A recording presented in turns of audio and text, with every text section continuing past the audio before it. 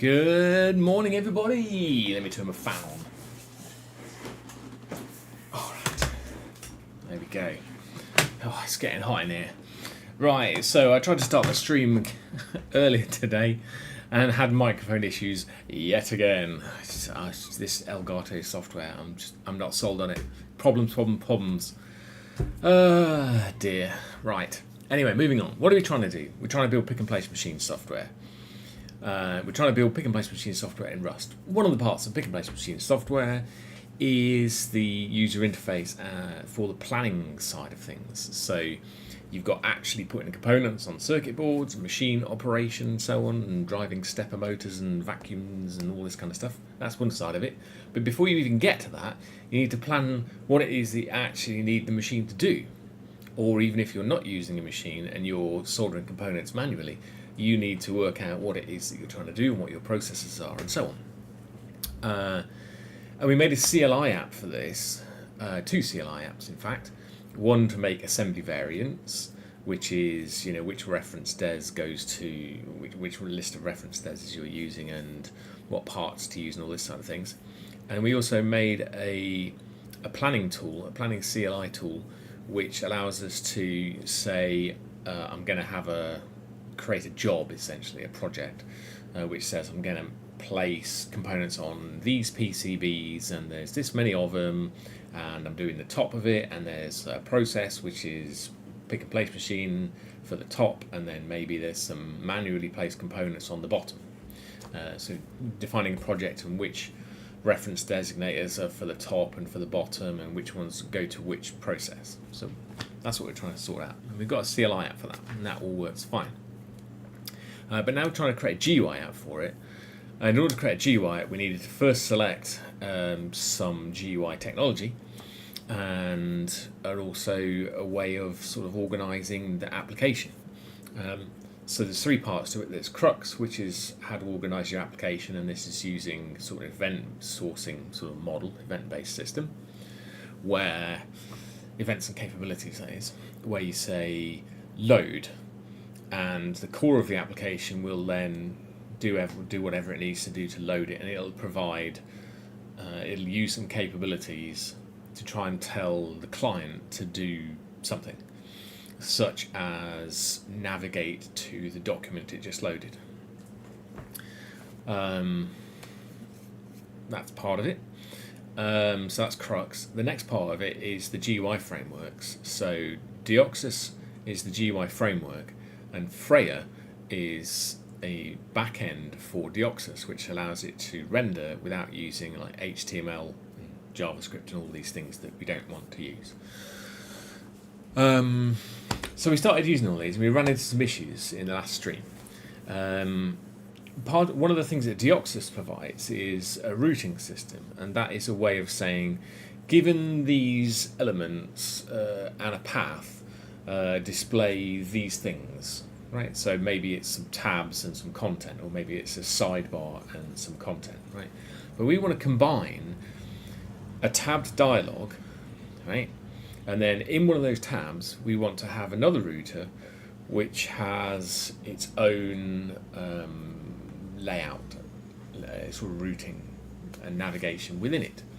And one should not know about the other, and we don't want to use nested routes and things like that. We want to use two independent routers so that we can test the document independently from the application's presentation of documents, which is another thing, which is completely separate. So we created, So in order to, I ran into some issues.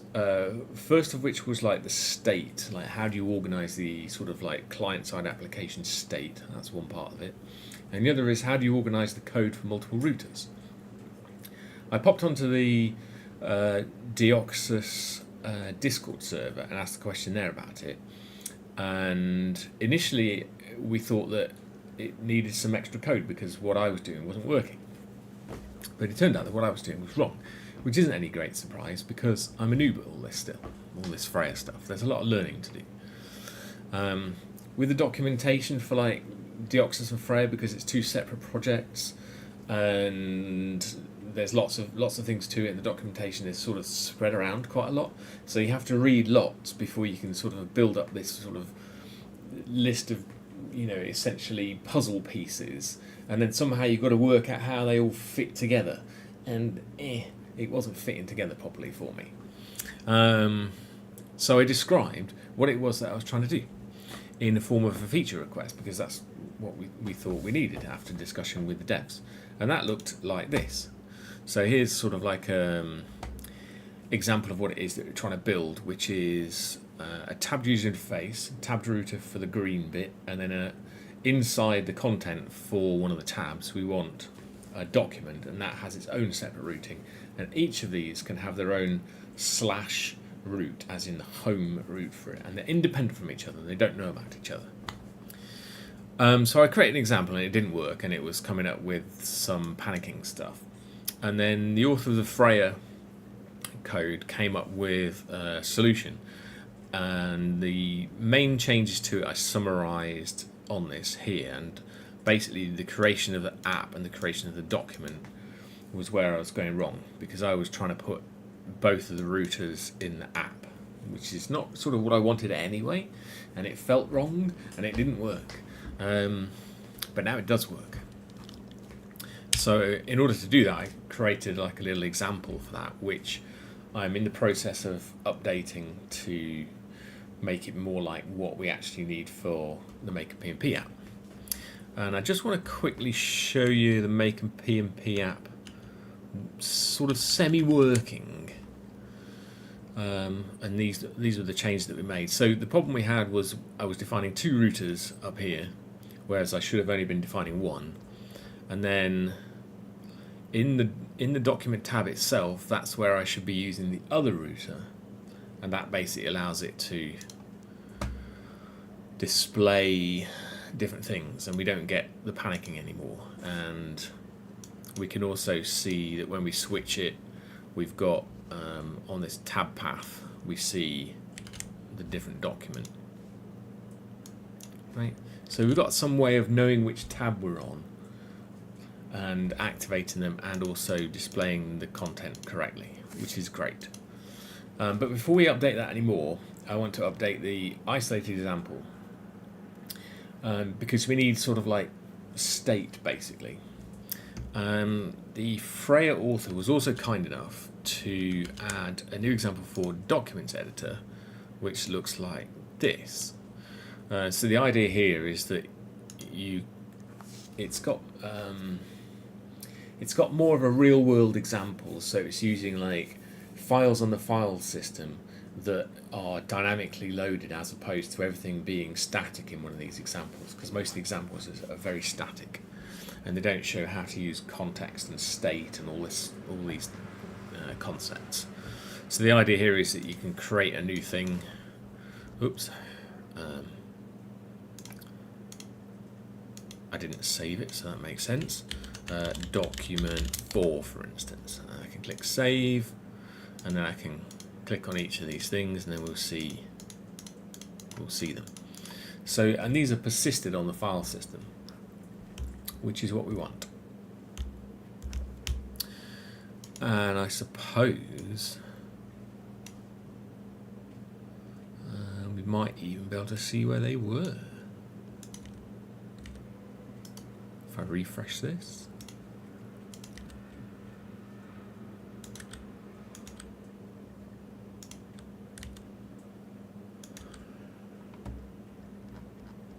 Maybe they're in here. Are they in here?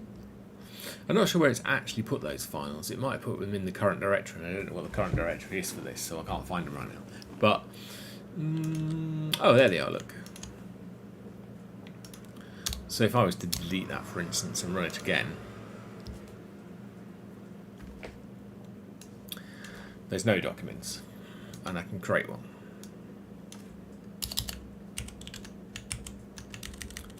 Oh, interestingly, I can't use the home key in here, or end. Huh. Okay. Document 1. Right. Yay. Refresh documents. Let's refresh this. Let's force a copy of this.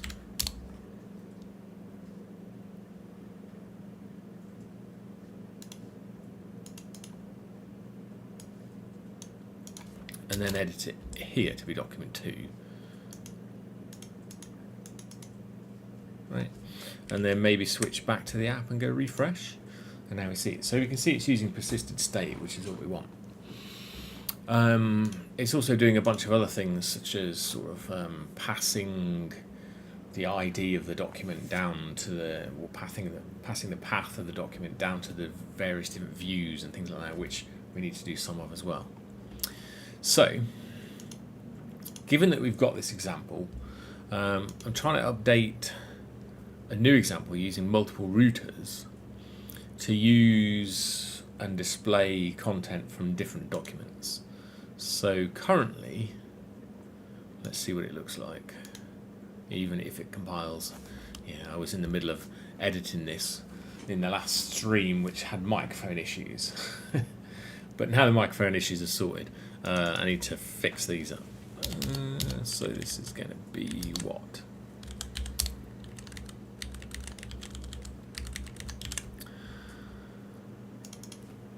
So in our list of tabs, at the moment it's a static list of tabs. In our list of tabs, we're basically saying I want a document container. It goes to a document container for document 1, right? And then we've got another tab which says I want a document container for document 2. And this is what we get. So we've got home with content, and then we've got a document which has a layout which has a sidebar which then is supposed to display different content based on the document that you're looking at. Now at the moment this is all static, so it's just displaying the label, and then each of these things that you click on basically are just static, but they need to somehow display information that comes from the document that's related to the tab. So this is what we're trying to sort out. So the question is, how do we do it? So we've got this document container, right? And our document container can print out the ID of the tab, which it does when we click on the different tabs, which is fine. But the question is now, how do you get this ID from here into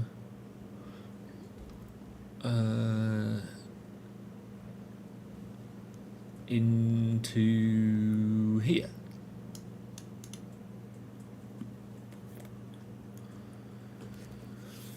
That's what we're trying to work out. It's sort of similar to this, but this is using a single route with a sort of nested layouty thing, but maybe we need something like this, but we don't need this like 2 modes of operation of the main sort of content area for this thing. Yeah, so we've got to try and work that out. So we've got this document overview. It links to one of these. So it feels like we need to pass in something here.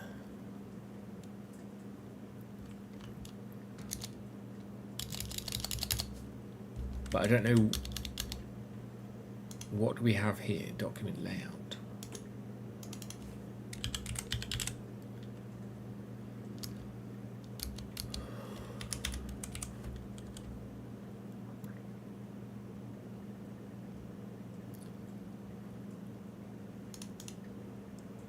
Document container has. See, I'm not sure where the IDs are supposed to be.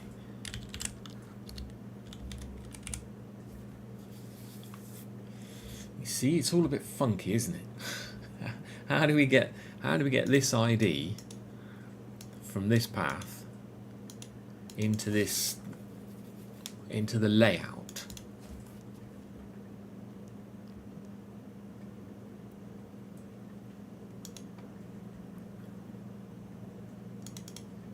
how do we get it into the layout?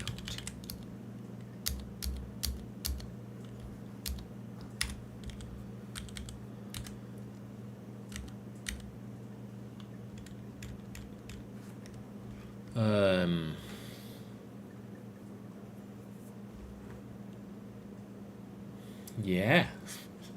Don't know.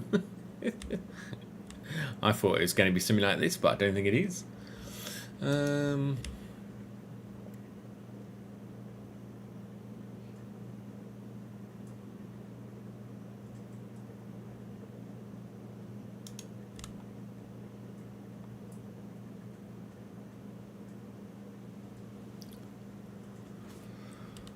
It specifies the type, but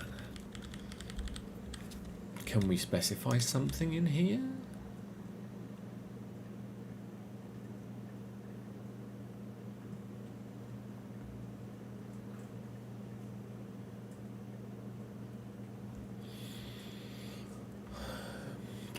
Don't know.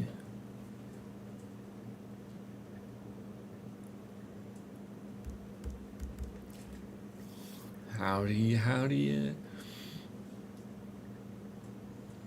you get information into the router?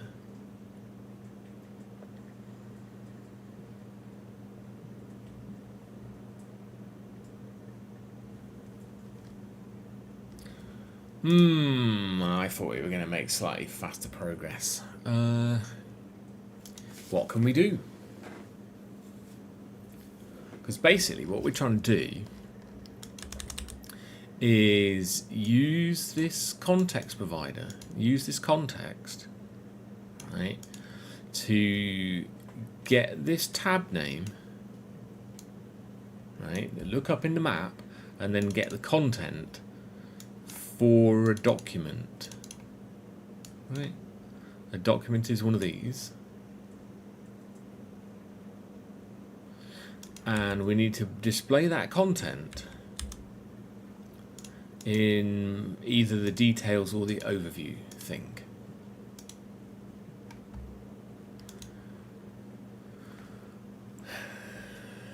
So how do we do that?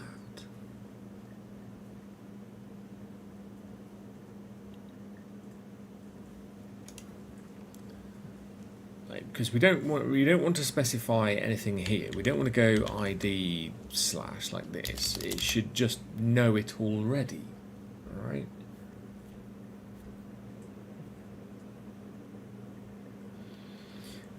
Do we need like an active tab thing?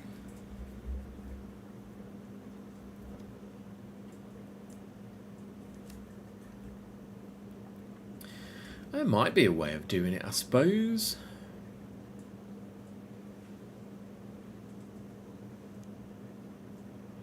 So apparently what you can do, you can also create multiple different contexts as well, and you get different ones depending on the signature of what it is you're trying to create.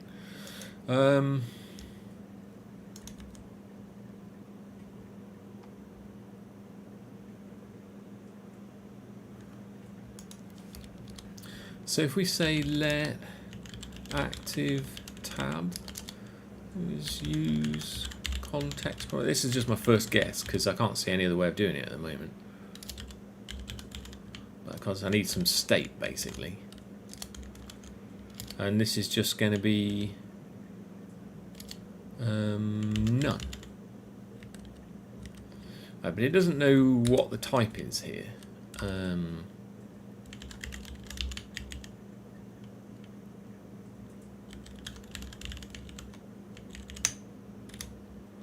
And now it does.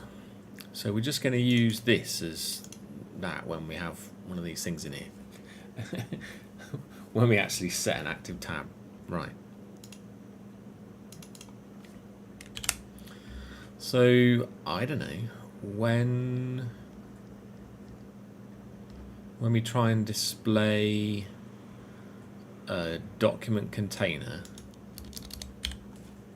which has got an ID, we can set the active tab to be that, perhaps. So I guess we go let, and then it's like use context,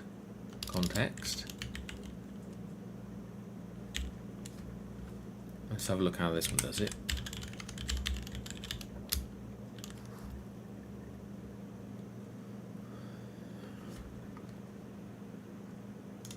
And if we say option string, then it will know which one we're trying to use. I suppose we could move this here. Something like that, I think.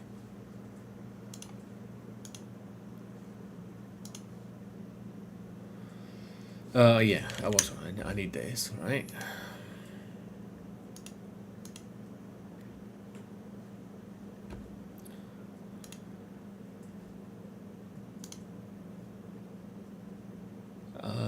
Use context.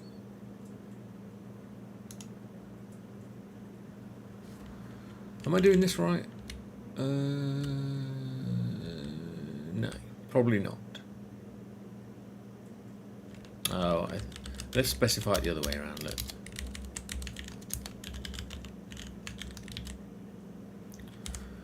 Let's see what it does now. There we go. So we can get the active tab, probably, and then I suppose we can write to it.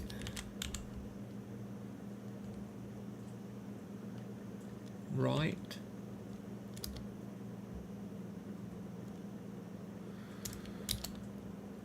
Oh,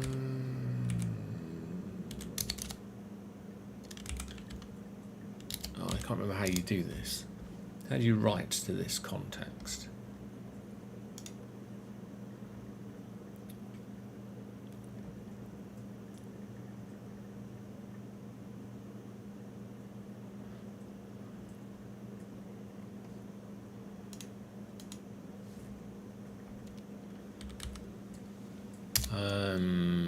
Let's say some ID.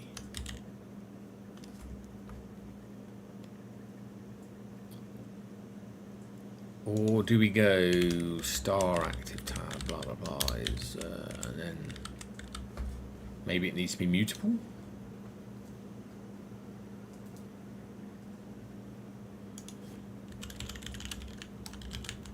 Maybe we need to use replace instead. Oh yeah.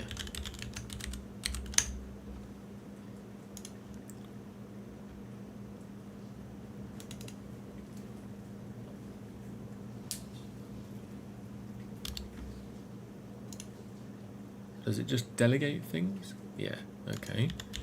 Maybe it's like this. There we go. So now we can know what an active tab is. So then I suppose in one of the document overview things, we can get the active tab, right?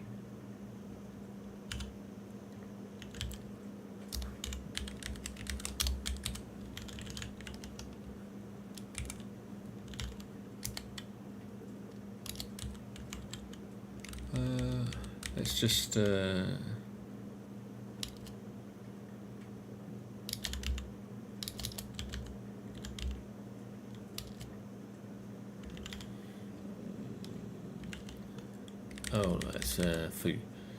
let ID.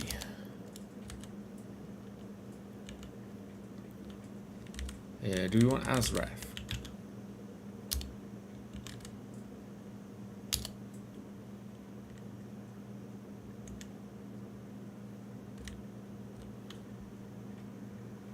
Not sure. Oh, and then we need to unwrap it.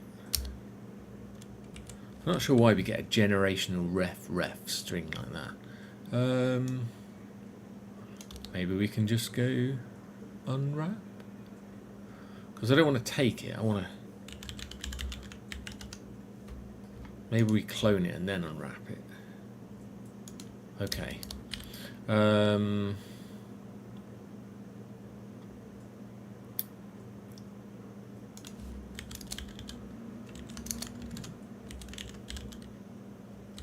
Not sure if we can do that.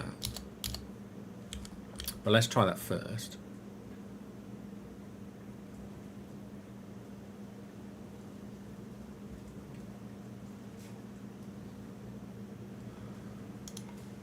Probably not right. I expected ident or expression.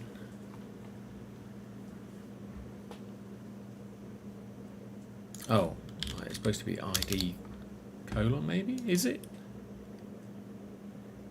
I don't know. I don't know. But we'll find out. Fail.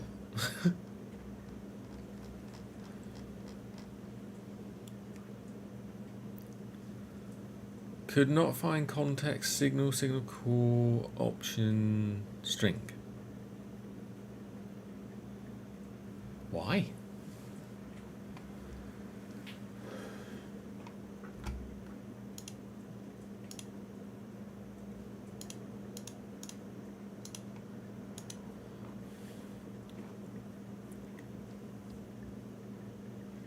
Why?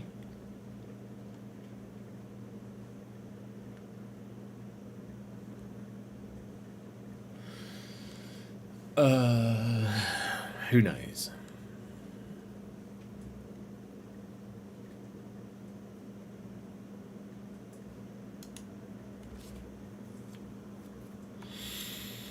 No, and I thought we were going to make good progress today. No, apparently not.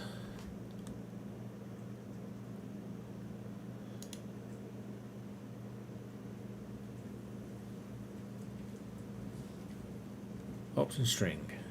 Right. Oh, it's supposed to be a signal. Right.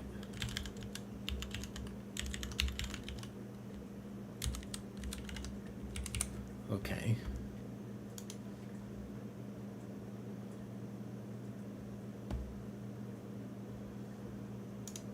Okay. Progress. Look at that. Amazing. Okay, I was on the money. I just missed the fact that it's supposed to be a signal. That's why it was coming at that weird type signature of generational ref or something, probably. Yeah. So what that means, I guess, is now in the document overview, you know, maybe should we change this to say content?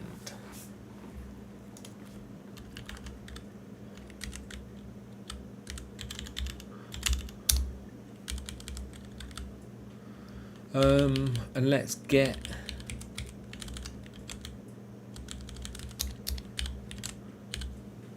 the content. Content is, well, I suppose we need the other thing, don't we, as well? We need the documents.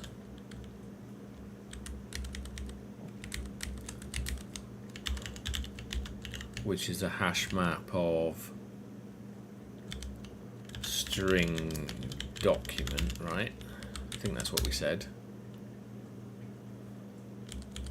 And then we can go content is documents.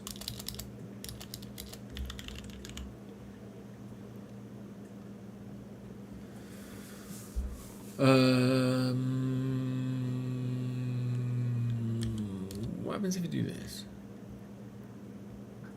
Yeah, I'm not sure about that. It's weird, this deref thing, because it doesn't give me...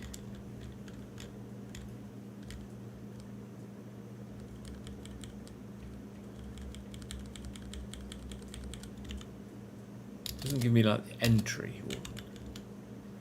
or the other things that I would expect on the hash map when I'm using the autocomplete thing here.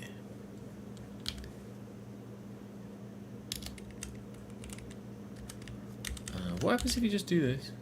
Done fun, whatever, no.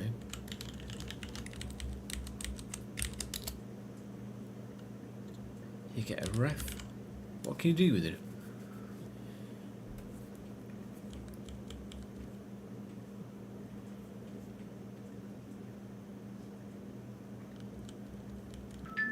So now we can do the entries on it. So I suppose we go content is documents dot read dot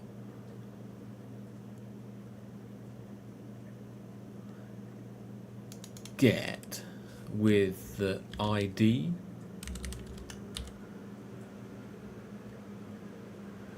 And then we're going to unwrap that option. And we've got a reference to a document now. Amazing. So I suppose we can say, I don't know.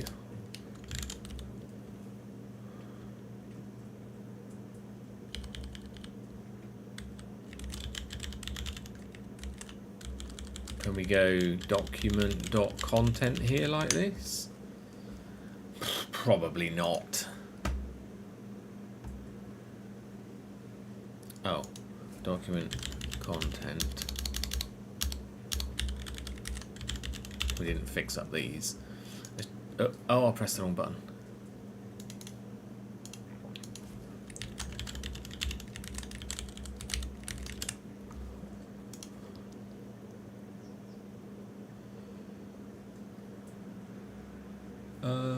Well.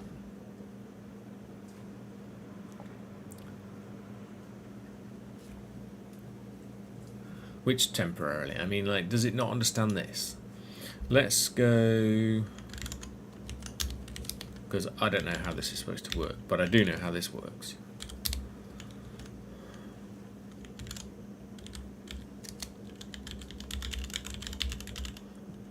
Because I think it's trying to drop it because it doesn't think it's used by this macro because I was probably doing it wrong. No.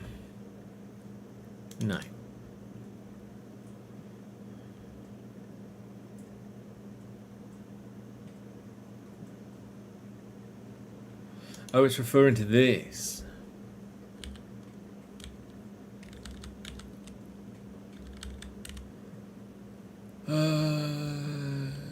Oh, I see.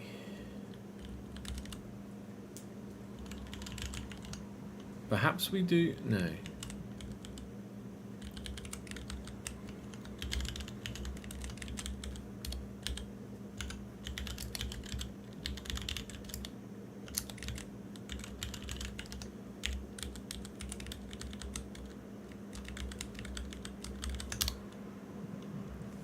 Perhaps we need to do it like that.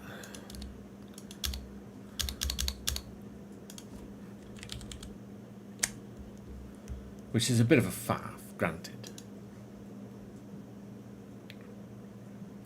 And maybe I was doing it right to start with then. Okay, let's see if this does what we want.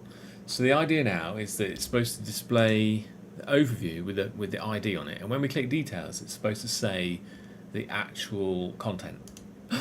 Oh my god, look at it. But this is broken. So that one works, but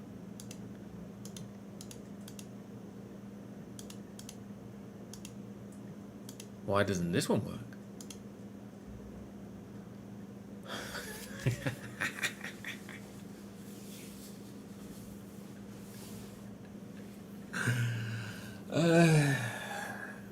Who knows? Have we just got the wrong... We can't have the wrong ID here. Why? Does it think the view hasn't changed?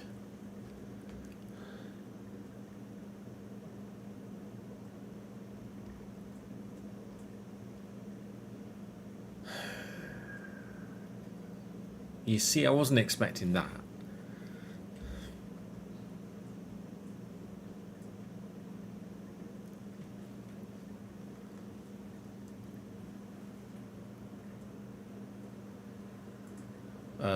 Let's make it print out the ID here.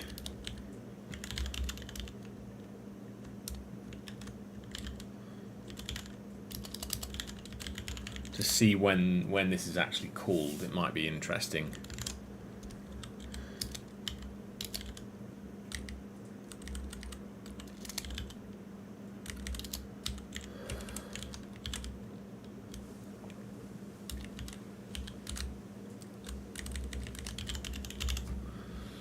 because we don't know.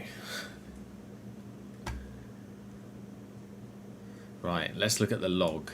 So when we click document, it goes ID and then overview, and I go details and it goes content. Right, and then we click the next one,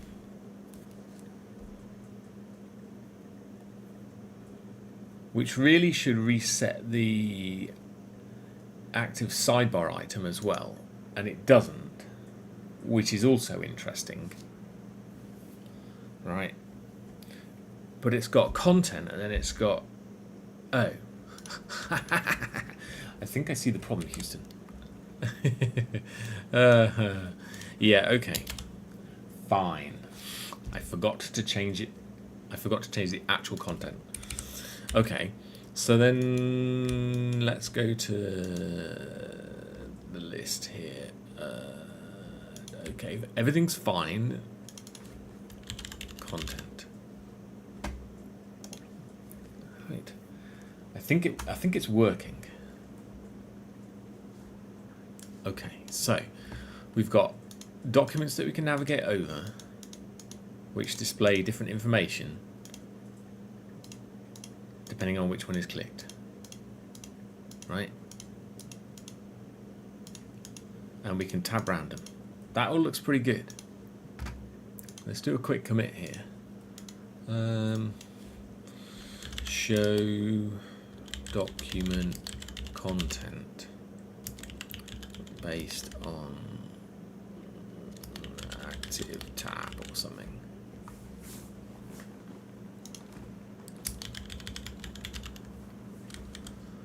Something like that. That's what we did. It'd be nice to be able to sort of minimize these things.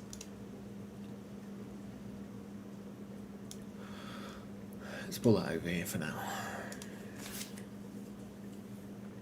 So that's what we did. We added a document, we added a context that stores documents, we added a context that stores an active tab. We passed the ID of the document to the document container, which stores it in the active tab, which is then later used by the elements which display a document overview and document content. Seems reasonable. Okay, so let's fix that other thing that we just saw a minute ago,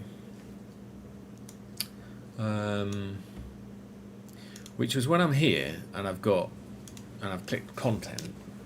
Right, when I click this another document, I think the currently selected thing should be this, but it's not. It's this. So I don't think this view is being updated. I mean, it is because, well, no, it's not, is it?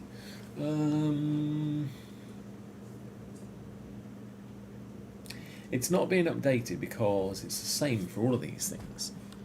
Okay, let's have a look at that. So we've got this overview, we've got this content. Right? But there's nothing in here which uses the document, the active tab thing. So let's make it use the active tab.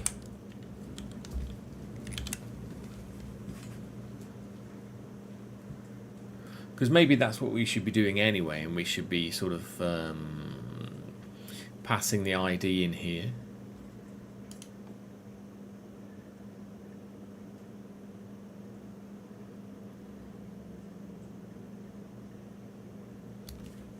Let's see what happens if we do this.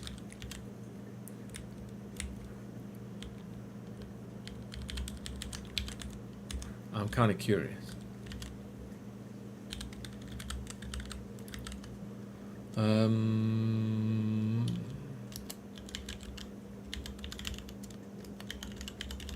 Let's see what happens if we literally just do that and nothing else.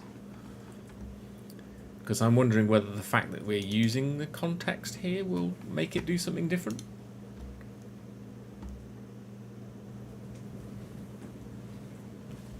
Let's see what it does.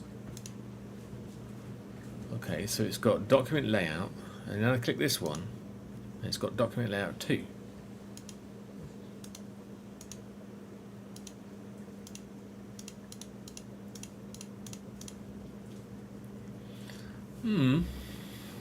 Where is the selected state stored? Sidebar.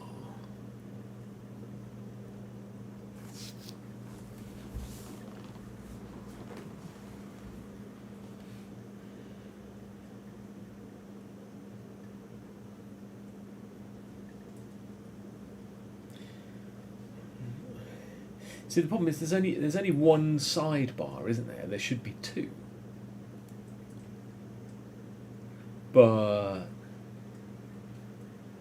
there's only 1.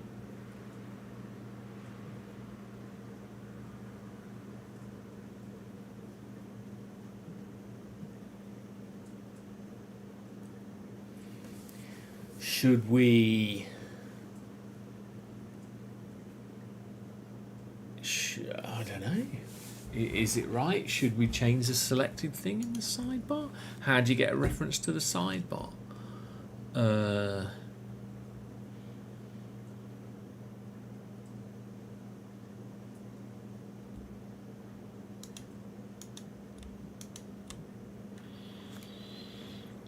I mean, it should manage itself, really, shouldn't it?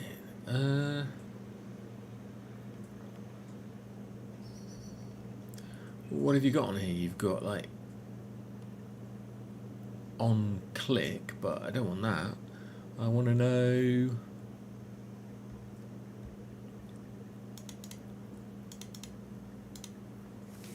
use activatable route. I mean, it's not really that, is it?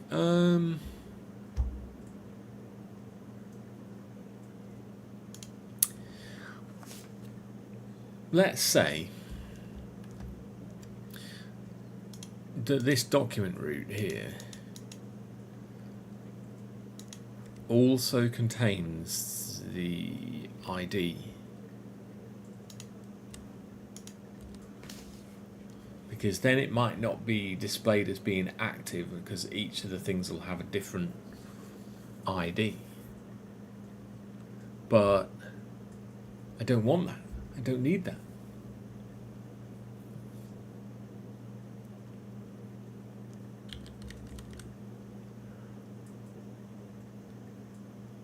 I don't want to put in ID here, right?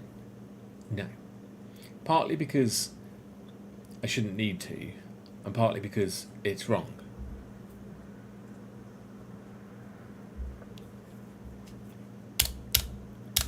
And each document should have a slash, and each document should have a slash content, and they're unrelated to each other. The problem is the state of this sidebar, because when it displays, yeah, what is it doing? What is it? I'm trying to work out what it's doing.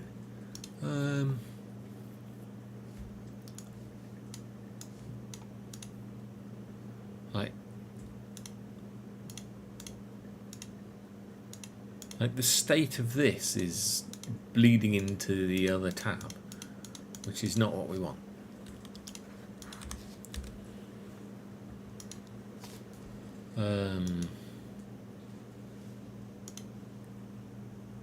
Can we set a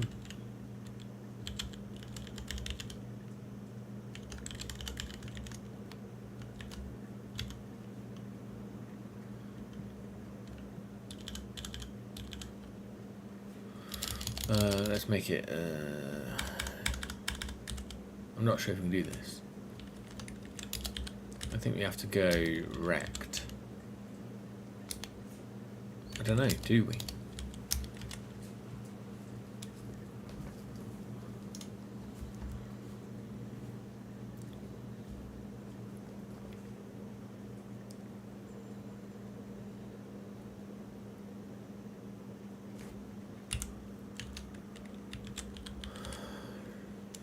Tabs bar.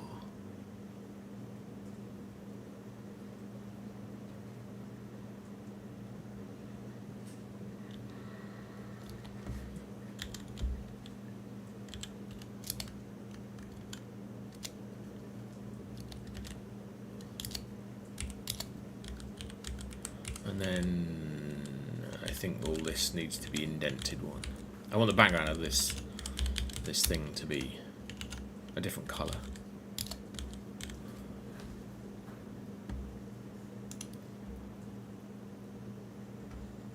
Oh, it's just background, isn't it? Okay.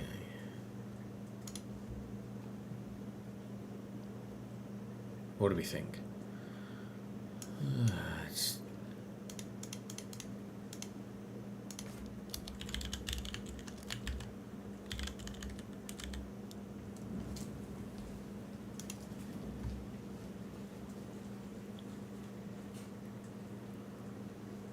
There we go. Right. So our tab bar looks more like a tab bar now. So let's, that's fine. But we're still trying to deal with this state thing here because it's not right. Let's say document 1 and document 2 here because things are lining up weirdly by coincidence. So let me just fix that. There we go. Because this was lining up with this and it was weird. So now we've got tabs, right? And the tabs look like tabs. Let's rerun it. And observe what happens. So we've got this state and it thinks this one is selected. Right? And then I'm going to click this. The question is, when I click document 2, why is content selected? Why? I've never visited that tab before, right? What happens if we go document 1, click content, click home, and then click document 2? Do you think content is going to be selected? No. You see, overview is selected. So it's only when you switch from one tab to the next tab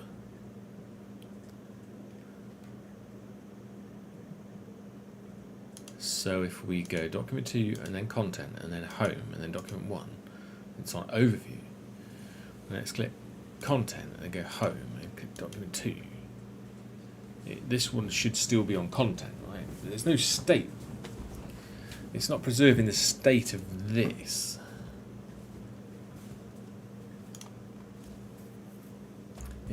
It's broken for me. How do we fix it?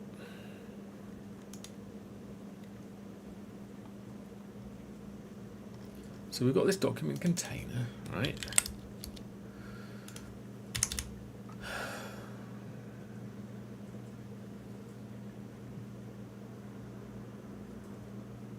And it says it uses a router of document root.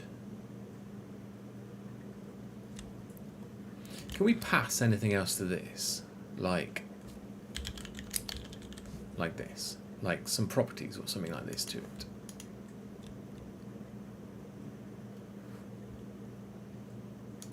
What happens if we try and compile this?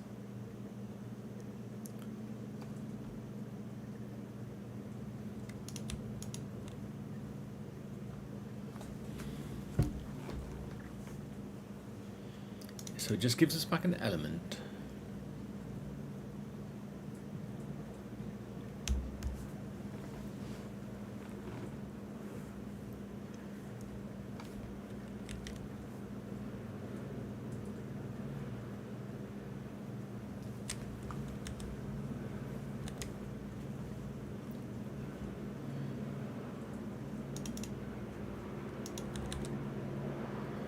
Huh.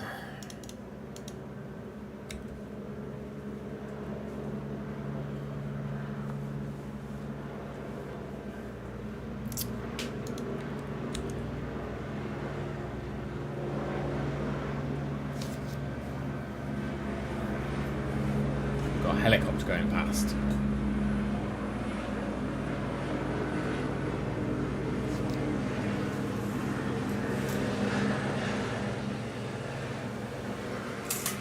Don't know why we've got a helicopter going past, but we do. Right, it's gone. Let's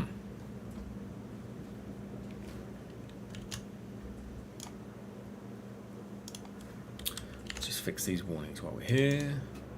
We're not using any path buffers. And this is clearly wrong.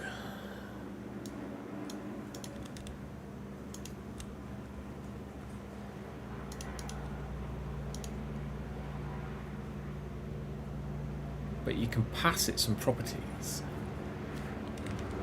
Oh, the helicopter's coming back.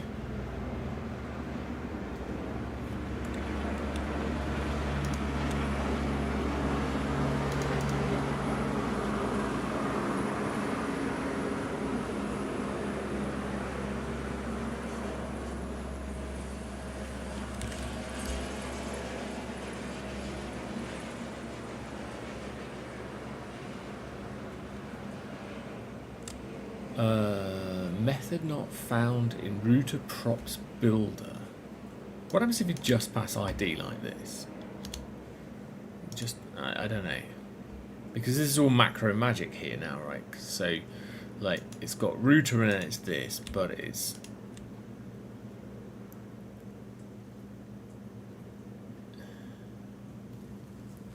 You know, there's some arguments here, right? And I'm guessing the macro is turning this bit into those arguments. Magically. But this router props. And it's probably creating a props builder. Because it's used in a macro. And the only thing that's in this is a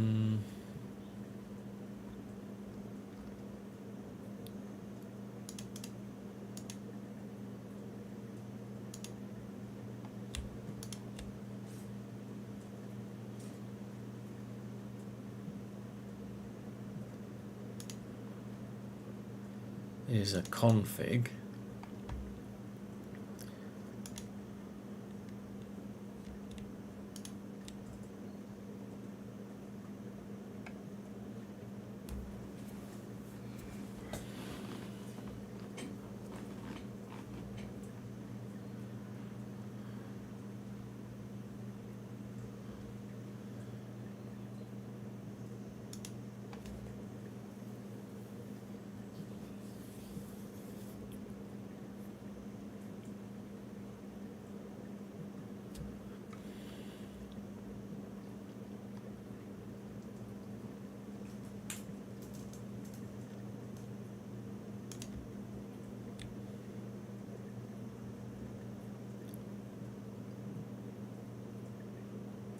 .config take expect.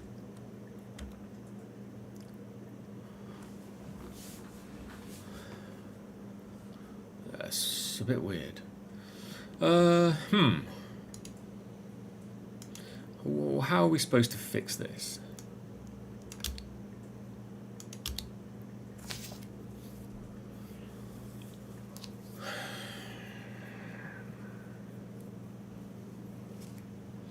How are we supposed to fix this?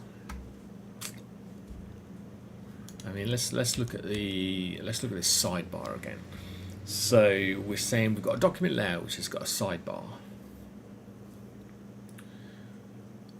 right? And it decides if it's active because of the current path on the current router. And the current router is a router for this one.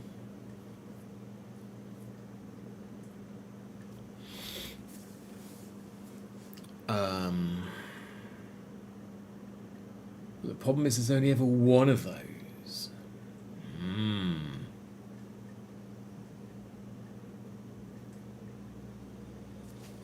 Yes, there's only ever one of those, isn't there? So there's basically only ever one instance of this. Not multiple instances of it, which is what I thought I wanted.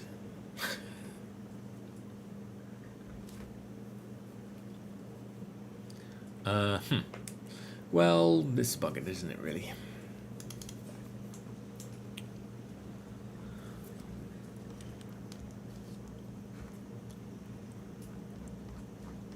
Let's just say clean up.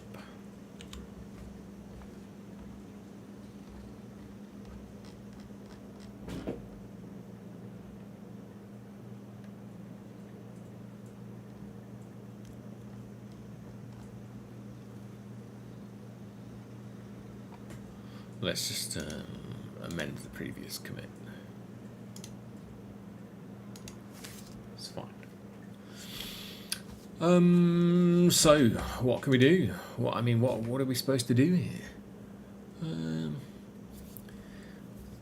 To me, it feels like this document layout should have its own ID. But how do you make that work? Right, let's see what happens if we just do this and don't do that.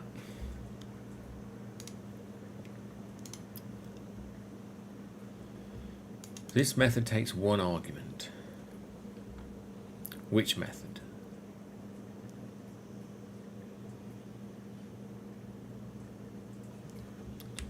What does this routable macro do?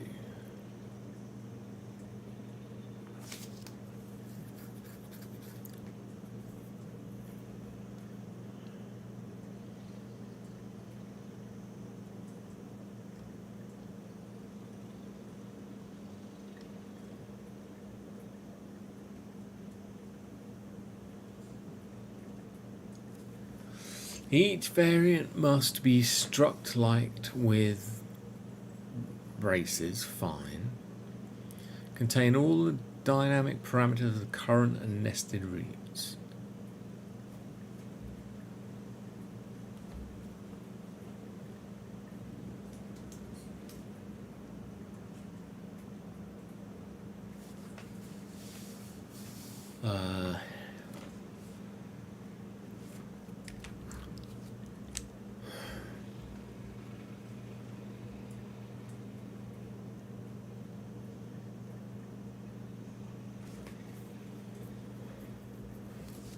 We're getting stuck again, aren't we? You know, just when you think you're going to make some progress. No.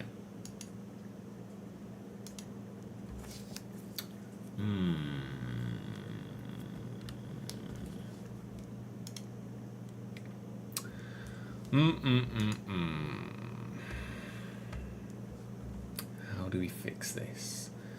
How do we fix this?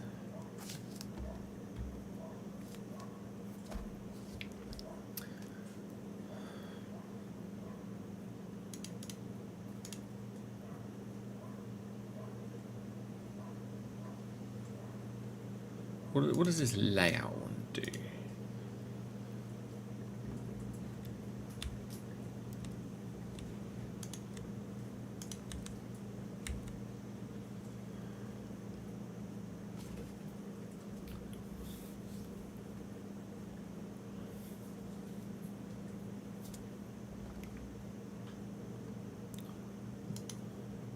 One parameter, the component.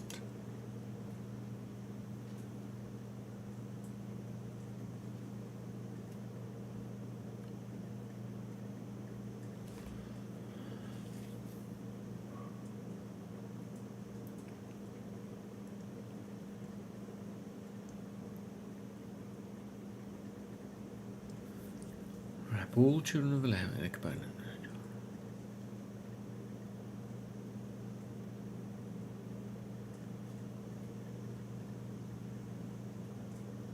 The layout component must take all dynamic parameters of the nests it is nested in. What?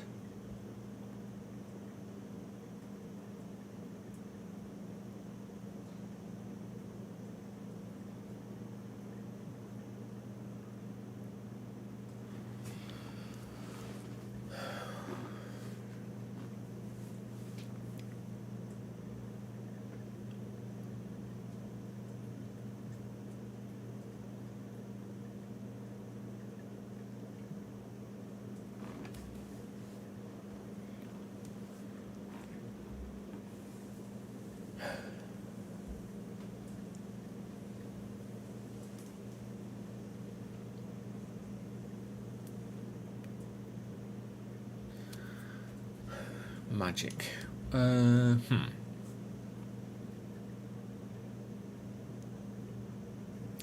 What are we supposed to do here?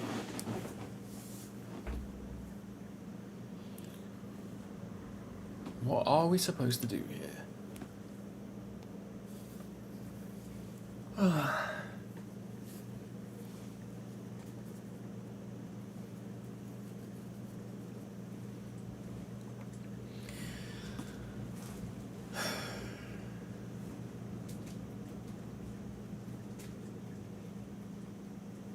Like, we basically can't add this here.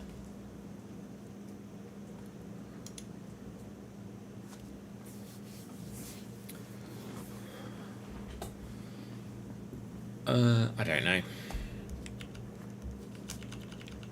I don't know.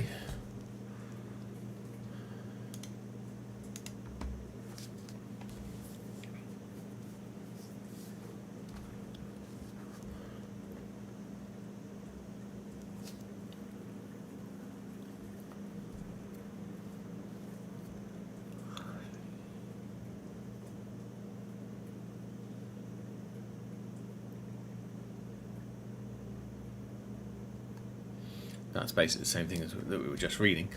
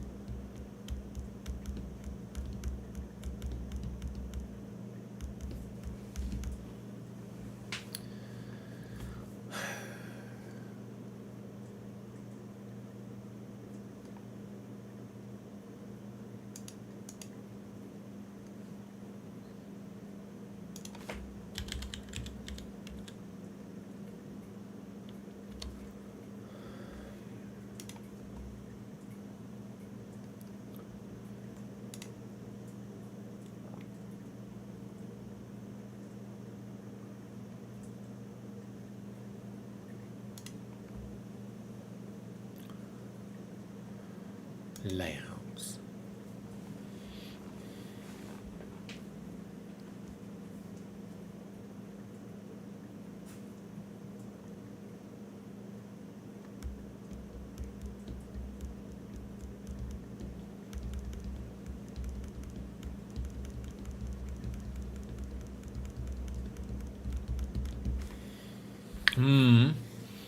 There's nowhere here that there's sort of argument specified for these layouts.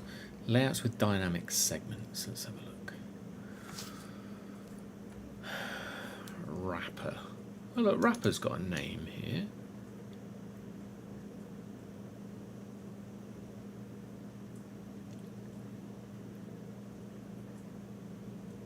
Okay. Okay, so maybe we're supposed to specify... Yeah, but I don't want the ID in the path. That's the whole point. Are we going to have to compromise here? I think we're going to have to compromise here.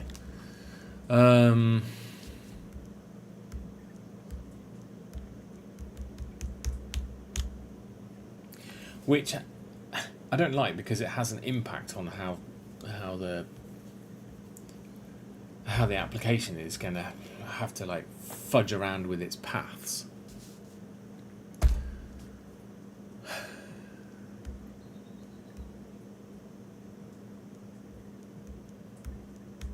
Okay, we're going to try it. I don't like it, but we're going to try it. So what we're going to try and do is use hash nest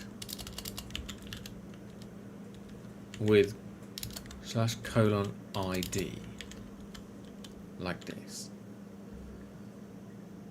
and then that means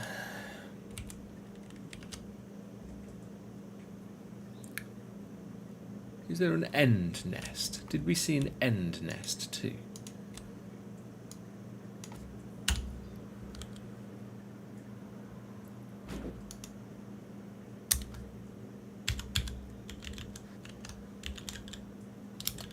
or nest end or something like that.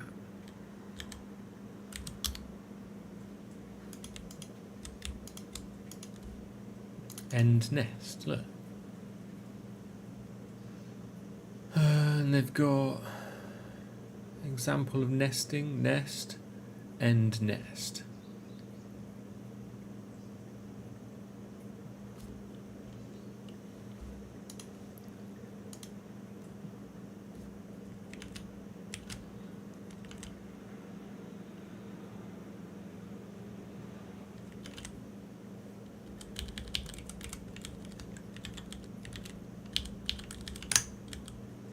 Because it's moaning. So document layout.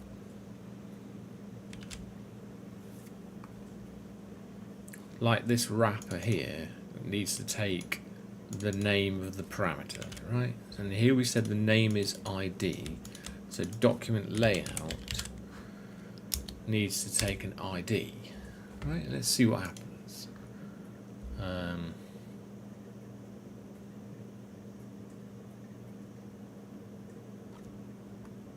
Cannot find a field with name ID.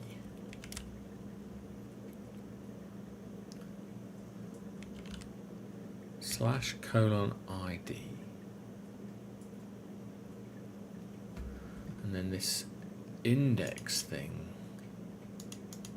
takes a name as well. And this is exactly what I didn't want to do. Which means that this thing needs to take the name as well.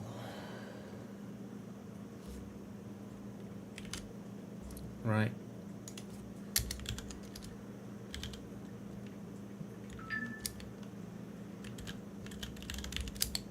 Which is not what I wanted to do.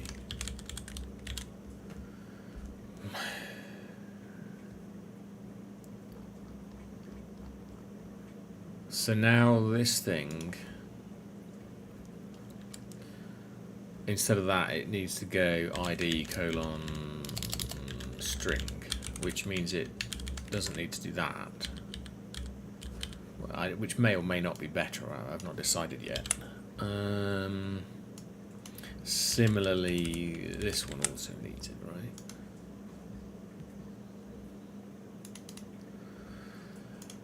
right? Right. And then these ones now obviously need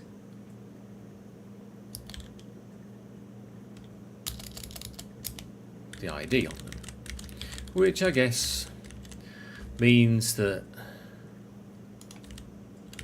they're going to have different paths when you do it. But I still don't think this is going to be right. It's going to be confused. But we'll see what happens. Use of moved value.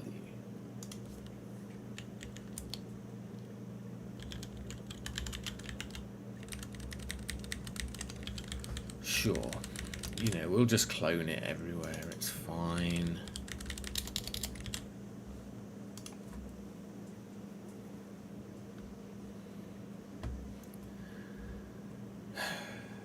Right.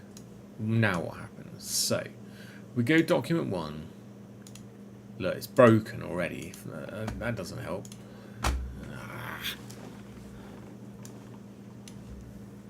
We go document 1 and the ID is missing. So the document layout did not get past an ID.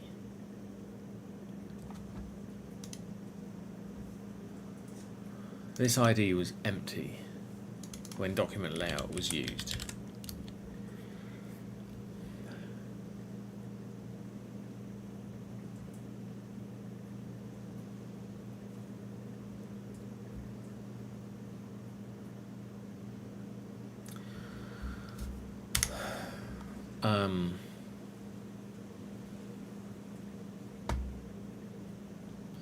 It's because we've never sort of activated that route or something, probably.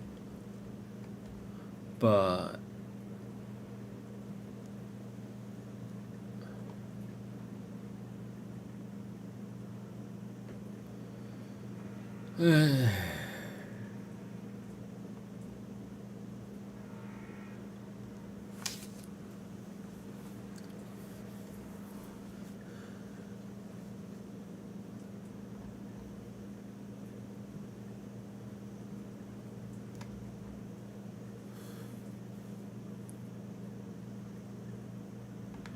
So document overview is wrong. Document content.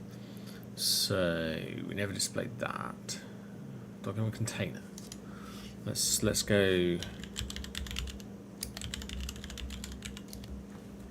So the container printed out this, right? And we've got that. But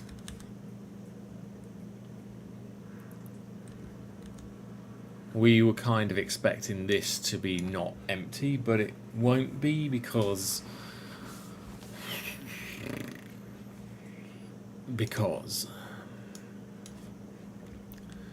let's do something dumb like if ID equals an empty string. I don't know. Can we go dot is empty?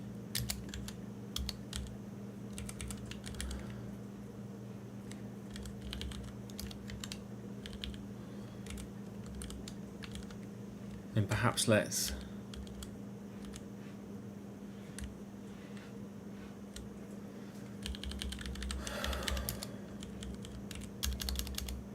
overwrite it with whatever's on the active tab. I mean, that sort of might work, but also it just feels wrong. It feels like we need to navigate to the right thing. Let's not do that.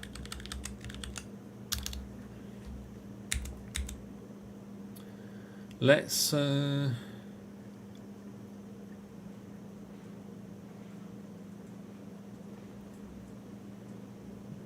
into the container. And maybe let's try and make the router navigate to like the /: path that we're looking for.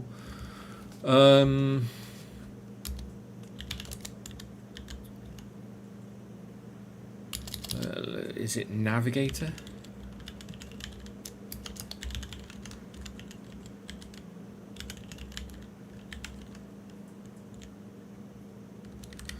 There's this thing, right?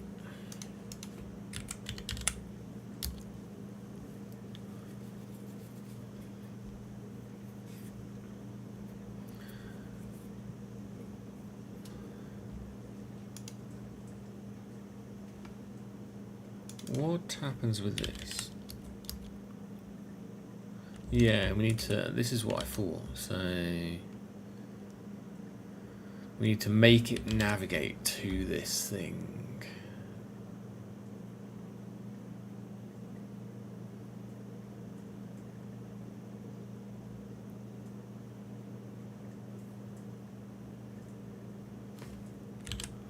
Not sure what navigator it's talking about.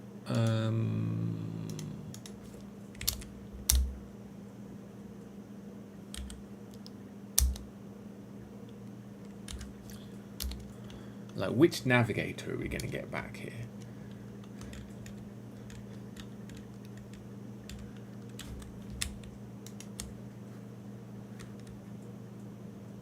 It's going to get the current router's context. Okay, it might work.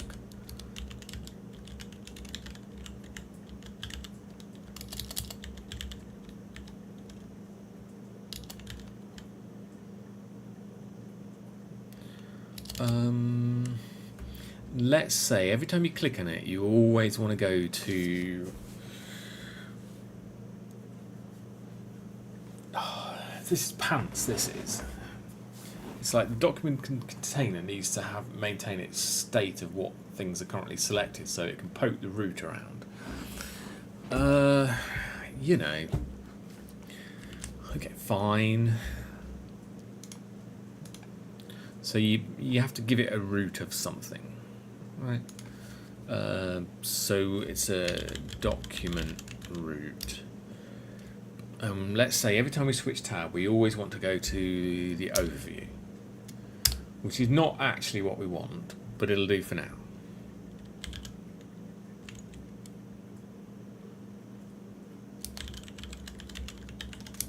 And we're going to clone the ID.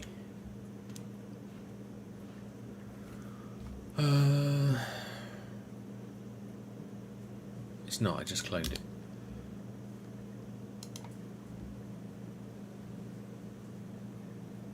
Oh.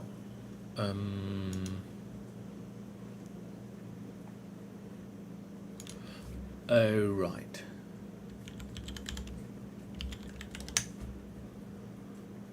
Okay, we can take this one off, it's fine.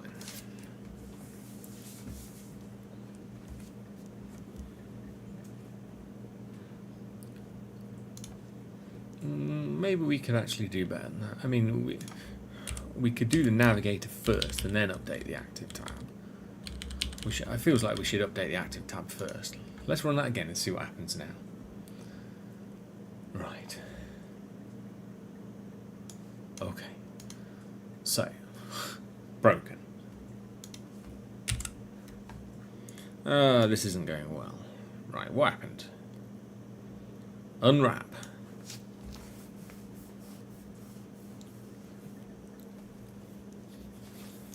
There's no navigator. There's no router. It doesn't know which router is active for this container.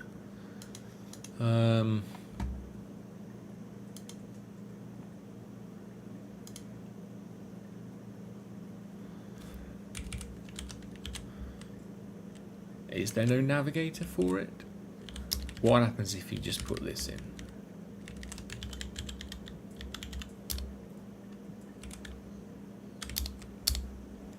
I doubt it's going to fix anything, but we're going to see.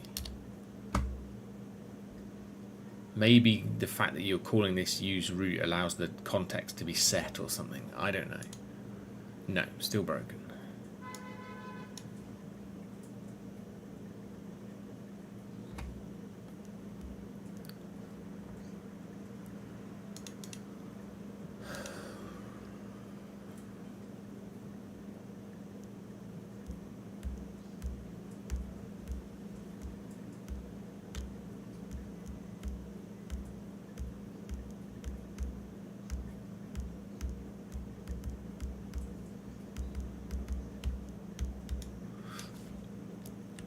Yeah, okay, let's get rid of that.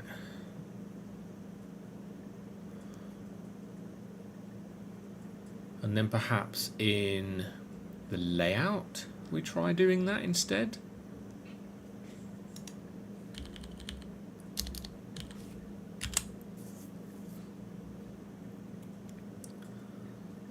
But only if the ID is empty, perhaps.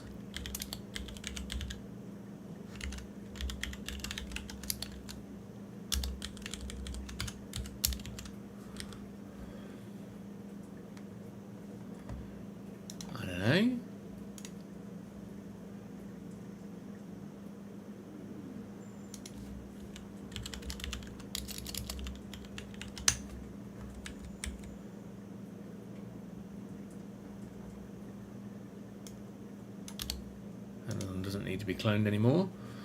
What about now? What do you think is going to happen? It just recurses. We've broken it. It was interesting though. So yeah.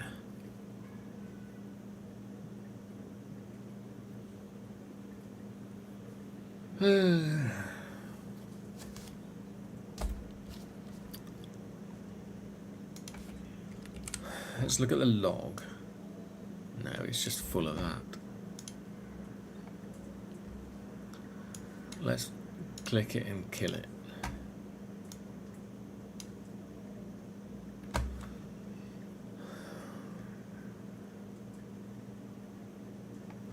No. So using the navigator from within the layout is apparently a bad idea. Yeah.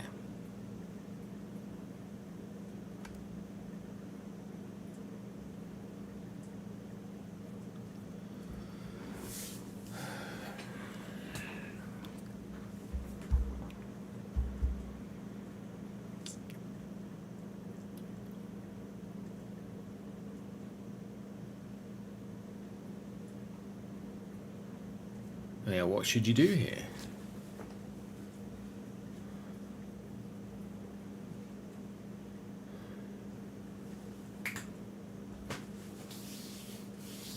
how you're supposed to do this. Who knows? Dear.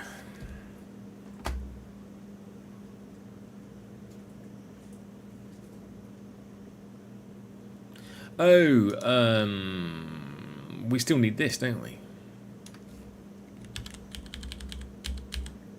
We're just going, that's what we're doing. We forgot this.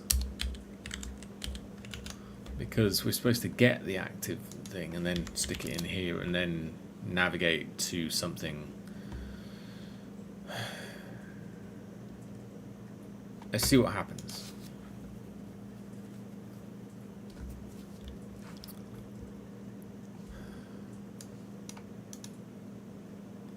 So we got into the document container with an ID. We got document layout and it got document 1. So we got everything looks good there actually.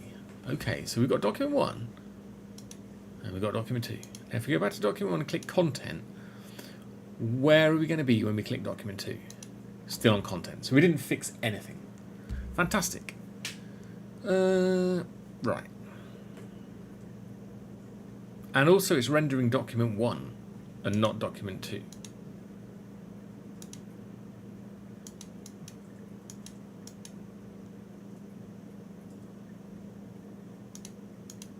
I'm just looking at this here. It's got document container, document 2, document layout, document 1.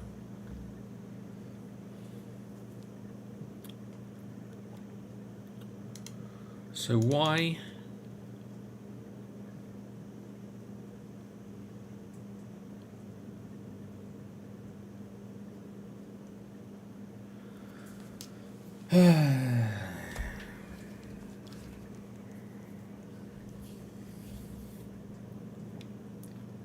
So the document container says document 2 and it puts document 2 into the active tab and then it displays the root which uses the layout which gets past the ID.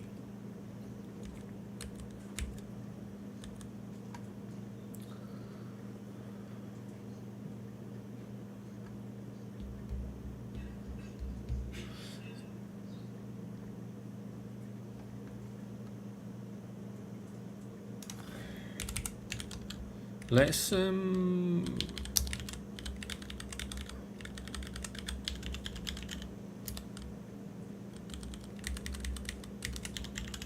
do this just to see what happens.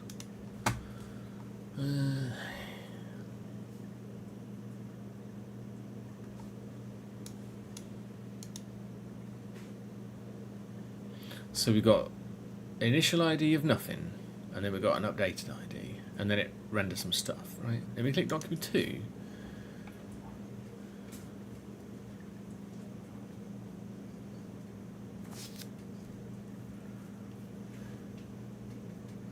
Then it re-renders the document layout, but the ID still says document 1.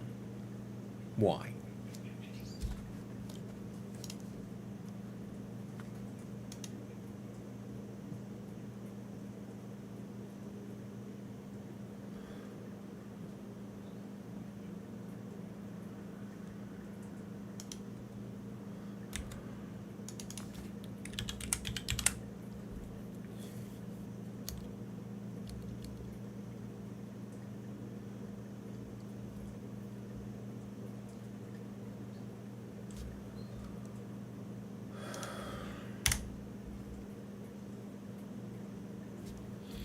Am I... No, because we know the document container is getting past the right ID.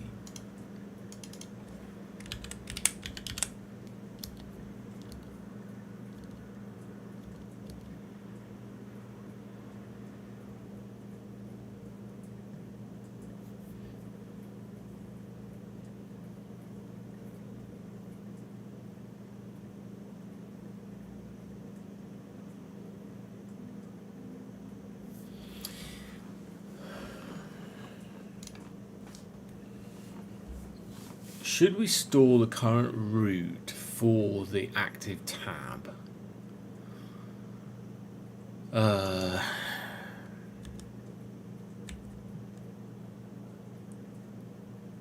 We don't see here. We don't even have the access to it.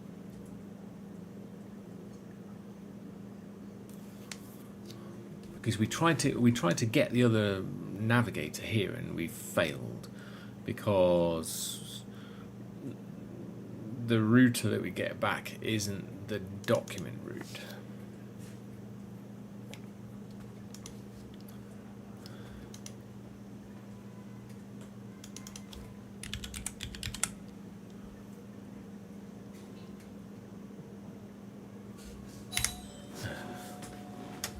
Back in a moment.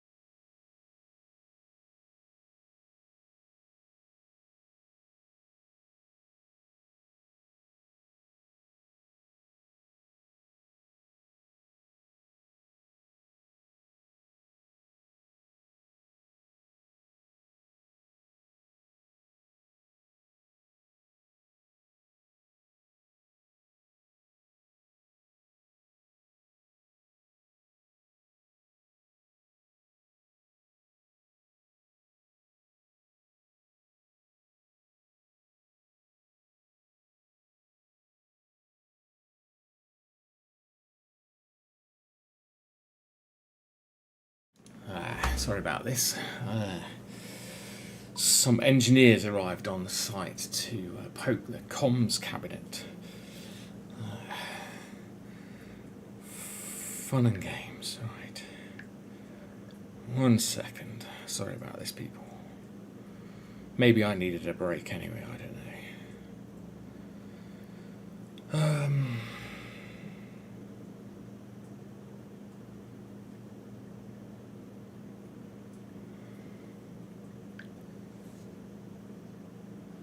Oh my gosh.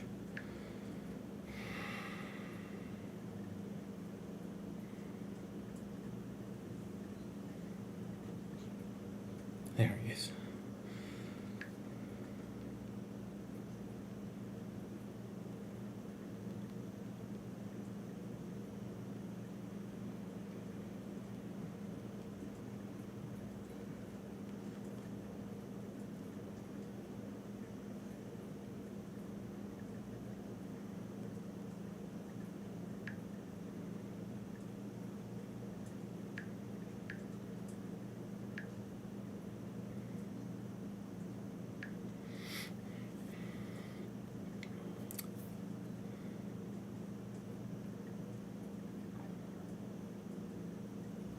Okay, right. Listo. Muy bien, muy bien. Okay, let's go.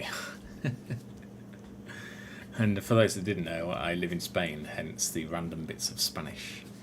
Bad Spanish, because I'm not very good at Spanish yet. Pero yo intentalo. Something like that. I'm trying. Right. So why is this not working? So we've got a document container with an ID of document 2, and then we get a document layout, but it gets past ID of 1. Why?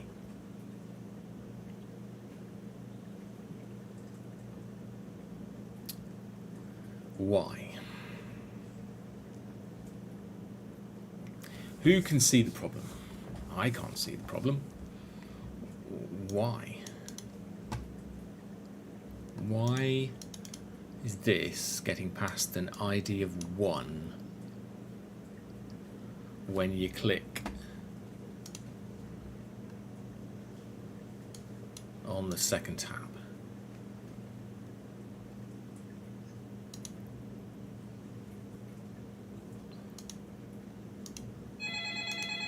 Okay.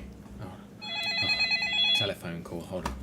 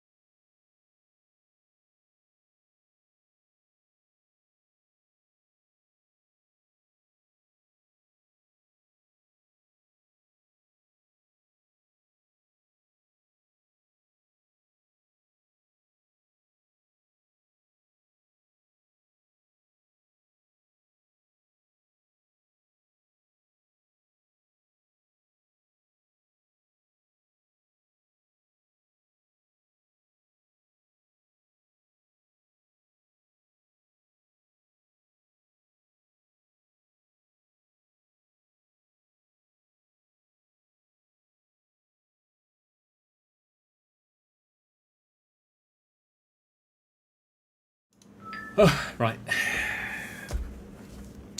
Yes, you see, I'm the president of the community here, and when there's stuff that happens, you get messages and everything. Sorry, everybody. Right, so if it's not currently displayed and you click document 2 and then document 1, the second tab that you click gets the wrong ID to the layout. Right, so if you click home and then document 1 and document 2, document 2, it doesn't come here. So it's only when this is destroyed and then recreated does the ID get updated. It appears, which is not what I was expecting at all.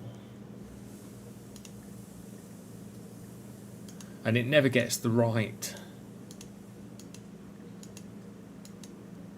It never gets the right one. Can we see if there's a mismatch somehow? I suppose we could. Let's see. What this is. I mean, this is a compromise anyway, and I don't like it. But if it's empty, or the active tab is not the same as the other one, then we push the root to it. Perhaps.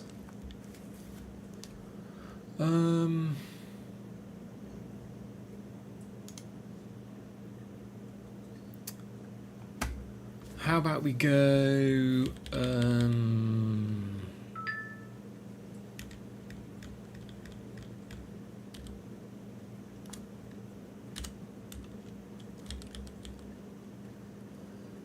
yeah. Yeah, okay. So let's get the active tab like this. And then we go, or the ID NE active tab dot clone. Well, let's say active tab ID.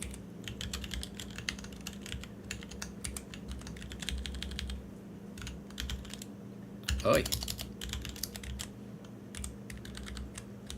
Right.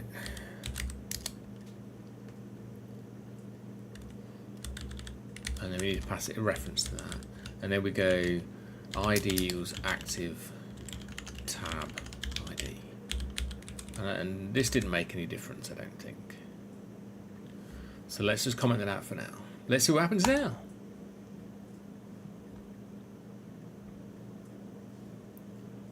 Okay, here we go. So, document 1, content, document 2. I think we might have fixed it. So, we were on content here, and it goes back to overview. So it doesn't, okay, so we need to, we know that we can fix it by checking the ID, and then navigating to our route, right? But if we change the active tab, then perhaps we need to store the active route somehow. Okay, so I suppose in here we can store the current route, because only in here do we have access to this router or navigator. Can we get the path from the navigator? What can you do with the navigator?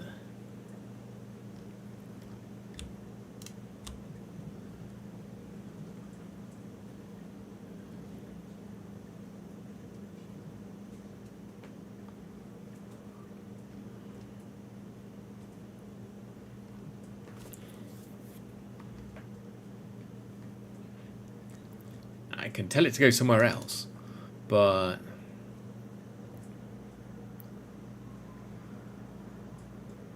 when you push it, you get something else.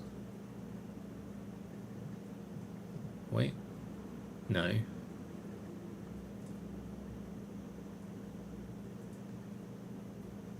Okay, so no. How do you know where you currently are?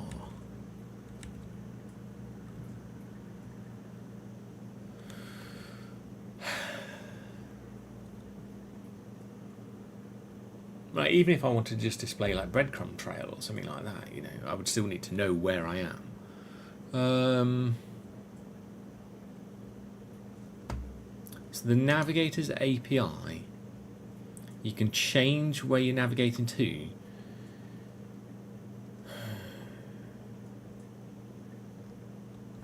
But you can't get the route from it, which is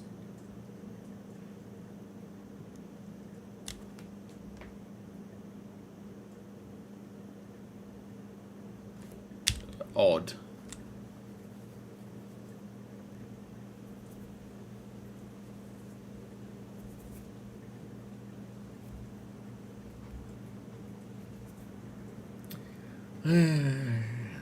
So I basically just need to save the old route for the current active tab to the one that's currently the route that's currently active before I tell the navigator to navigate somewhere else.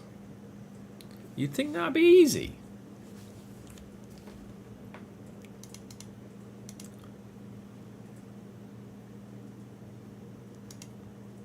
But no.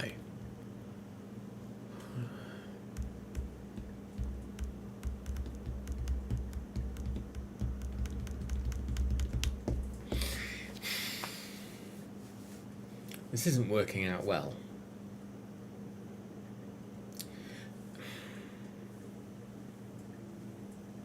Probably my expectation of how this should work is not lining up with how it actually works, right?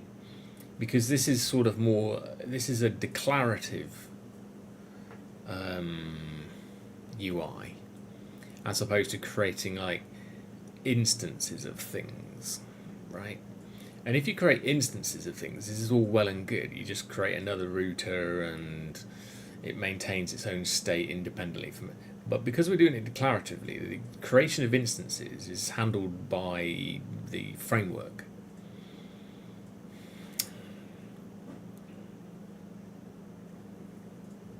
And therefore there is only one instance. And therefore you need to futz around with the state yourself.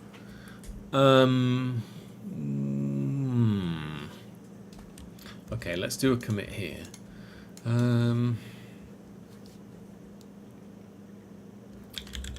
Fix. Alright, well it's not really fix, is it?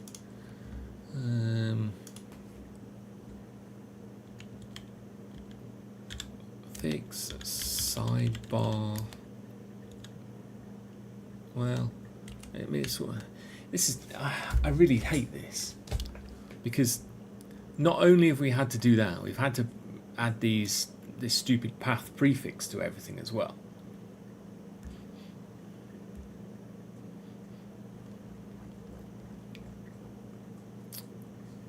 Well, I guess it's not fix. Attempt to fix sidebar so that it doesn't always go.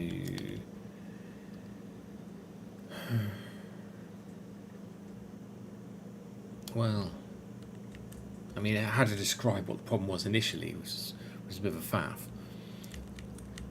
Find sidebar current selection issue.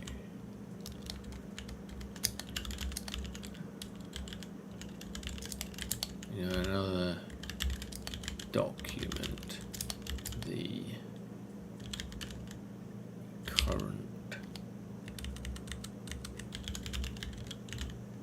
another document.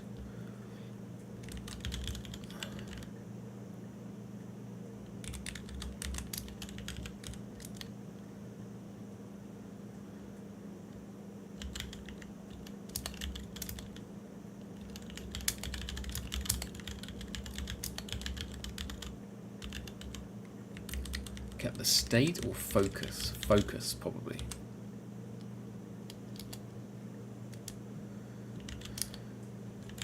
And rendered the, yeah.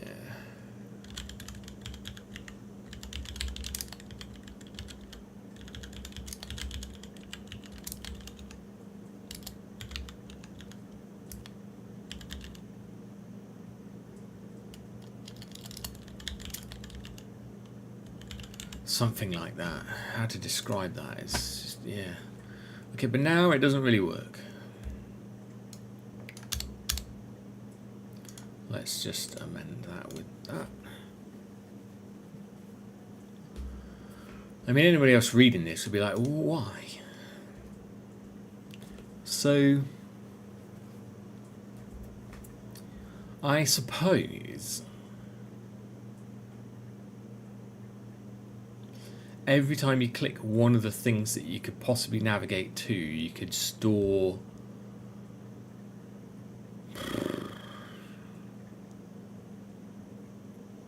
the route.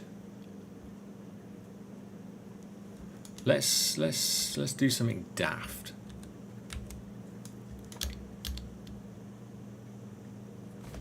I'm gonna bring that back.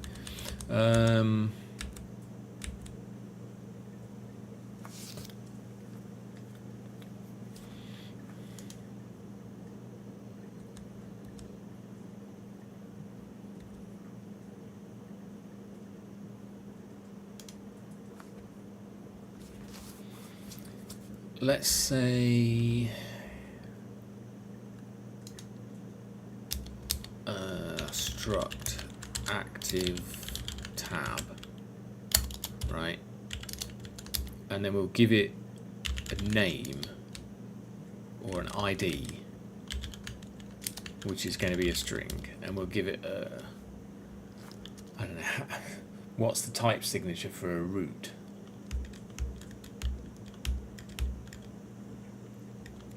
Without knowing,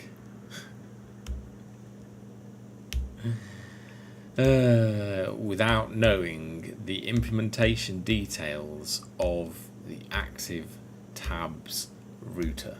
You can't do it, can you?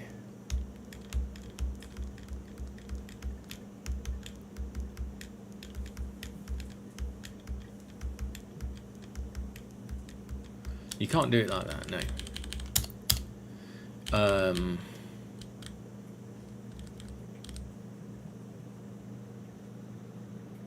I mean, what are we supposed to do? Only the documents, I suppose, know that they have a sidebar, right? So perhaps when we create a document, I don't think this is right.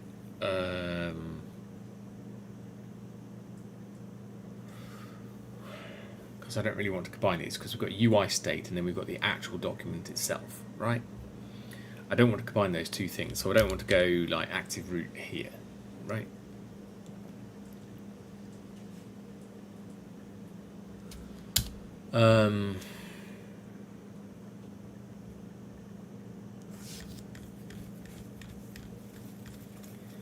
How about we say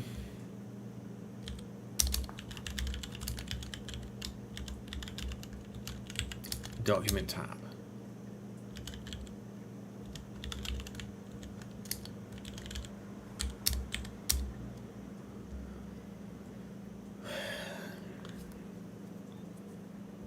Then here we can specify a root, which will be a document root, right? That kind of makes some sense.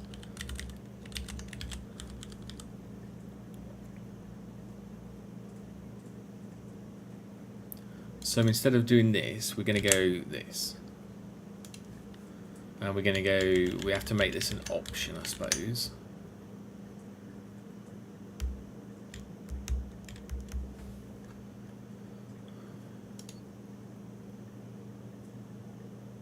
And let's say active root.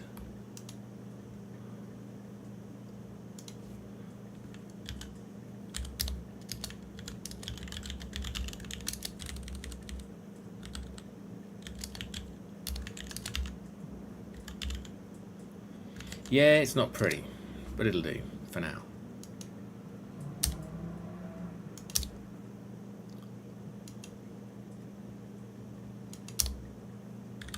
That's the idea.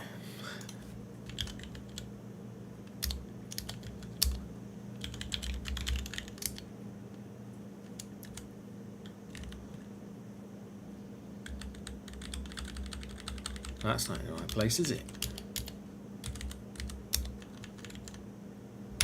No.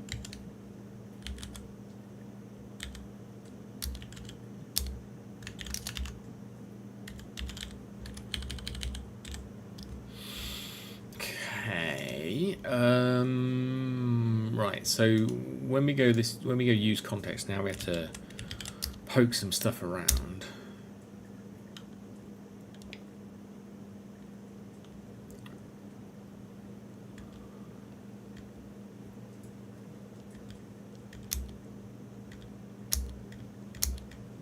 This bit, right? So this isn't going to be one of this is going to be this, right?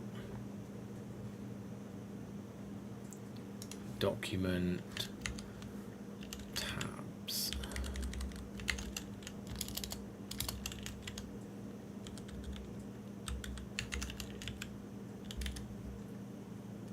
Oops, too many S's. Okay.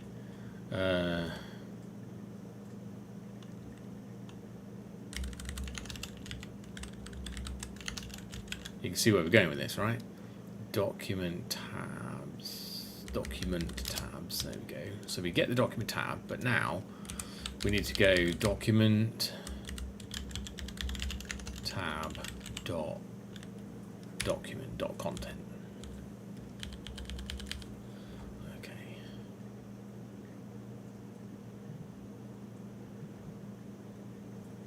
Right. So now we've got somewhere to store the active root, which we can do at this point, I suppose. So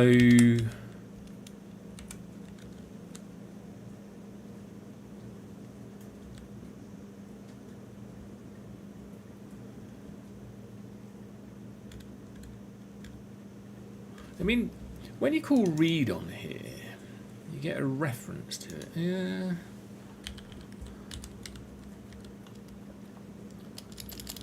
What happens if you go right here?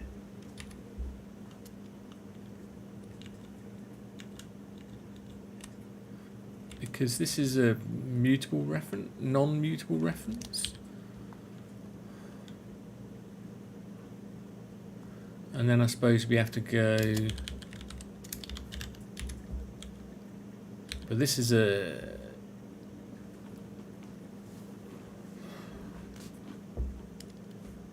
can we do get mut here?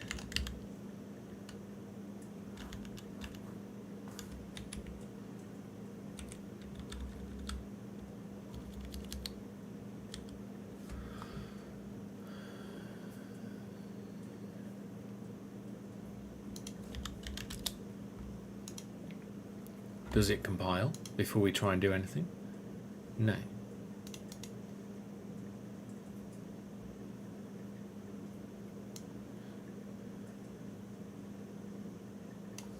So we can get all the document tabs, we can get all this, but if I want to change the state of like one of these documents, like, and it's in the signal, and should I be using a signal?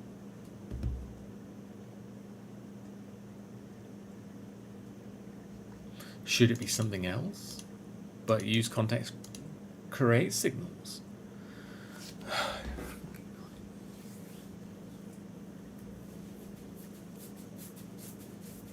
Probably this is completely the wrong approach.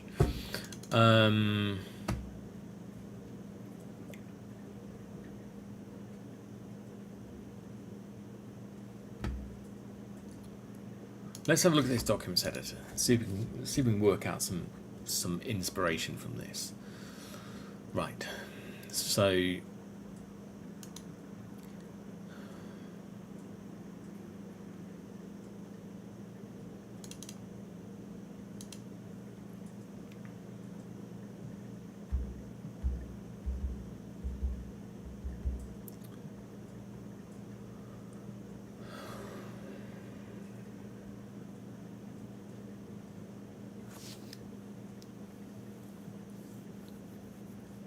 let's have a look at the implementation of this refresh documents.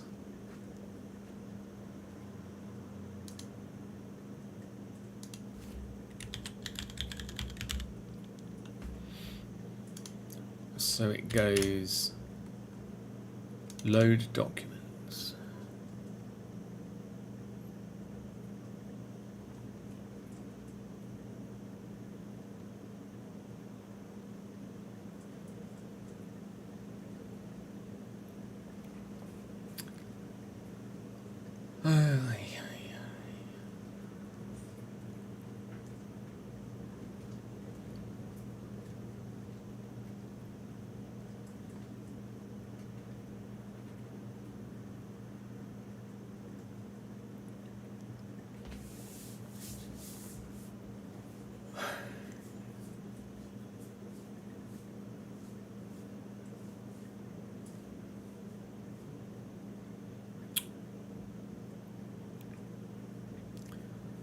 Curious.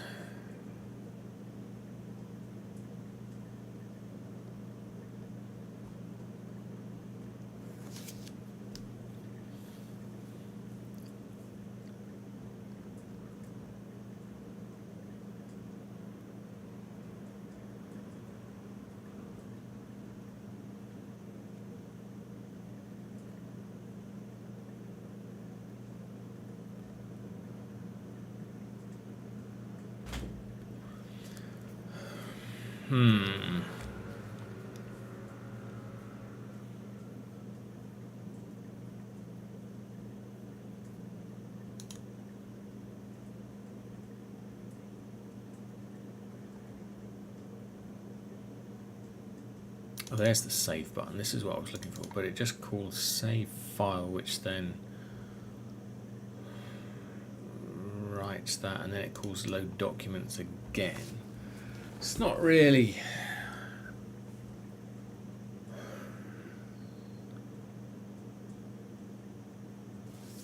What does load documents do again? So it's an async function.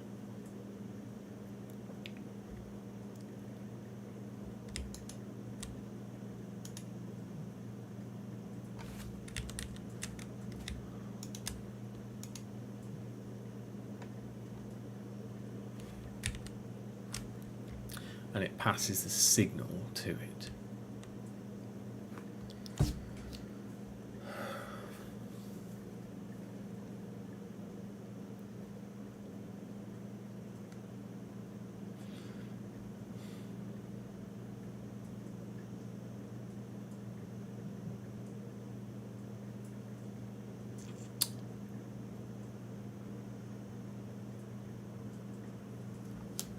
Okay.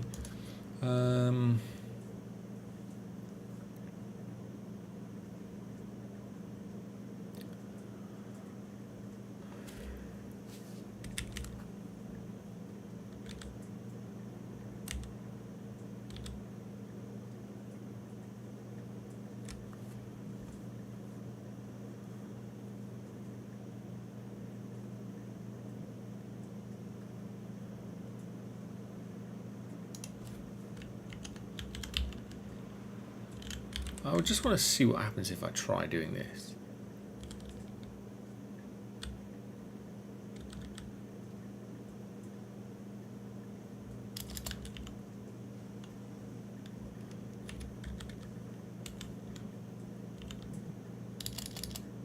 I'm trying to work out what the difference is between, why I have to call read on it, and then in this example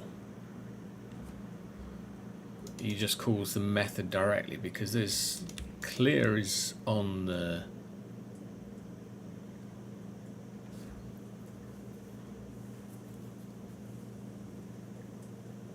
vector, right?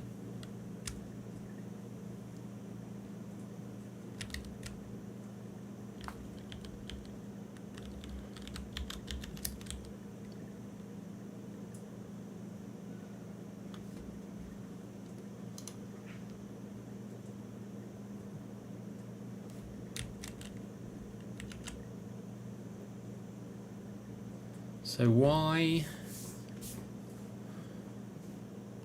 how can they call clear on this?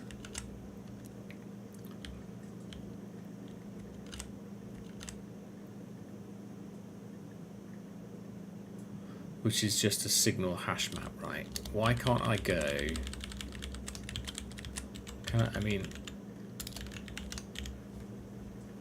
On the hash map, is there a clear function? Yes, right?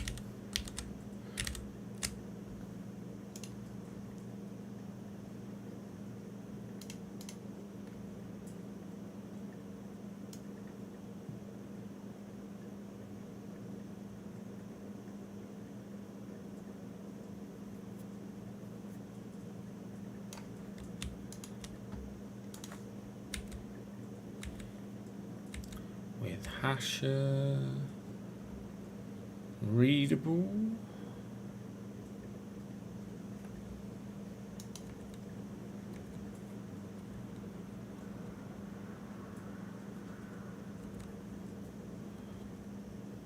Drain? No. Retain. Hasher, shrink to fit, entry. Get mut, insert. I want to clear everything from it. Clears the map. So you go hash map new, drain.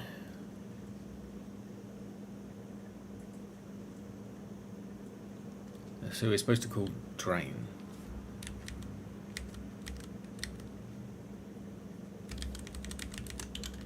And we don't care about the result.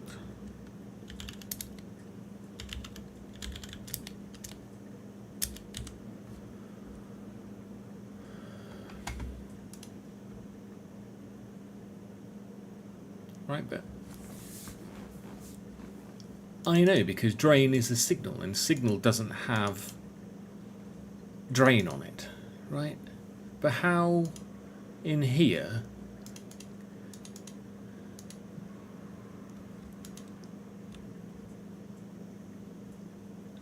what's the magic that's going on here that makes that work? Is it like because it's not a reference, so it's not using deref or anything like that?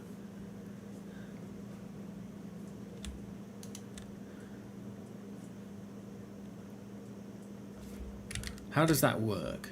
I've got a signal.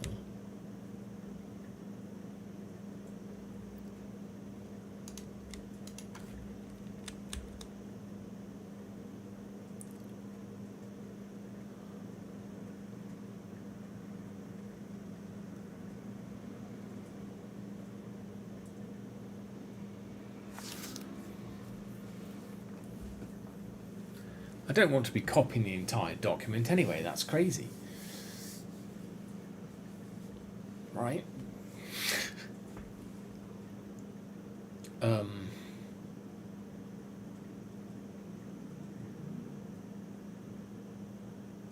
No.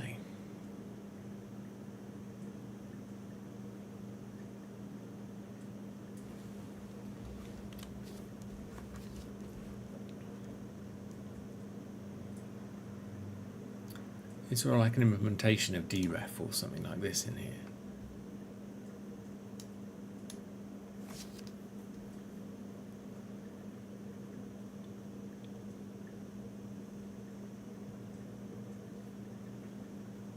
Map mud, writable. Yeah.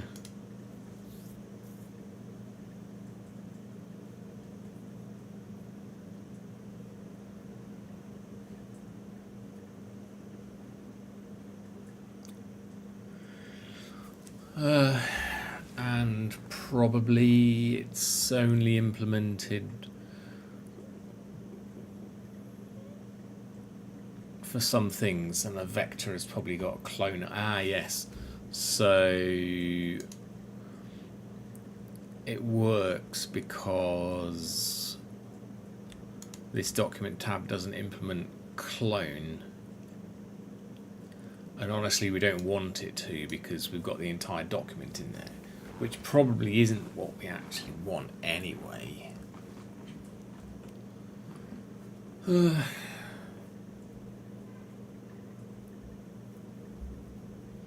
we don't want to be copying the documents around.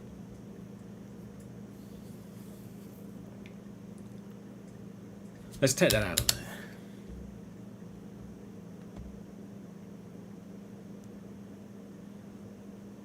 But where do we put these documents now?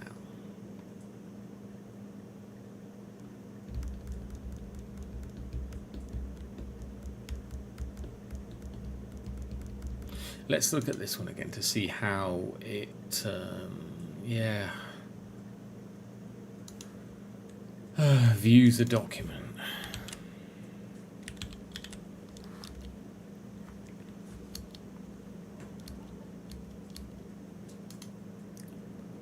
So it uses a resource which has got some async method which lets you read something, which is sort of more of what we want, because when we click on the tab we want to ask the app for the content of the document, really. So we've got this use resource. Let's have a look at this again.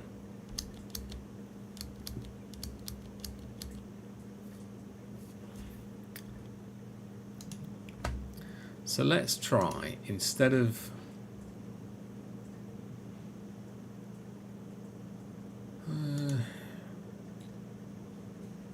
let's pretend that we've got all the documents,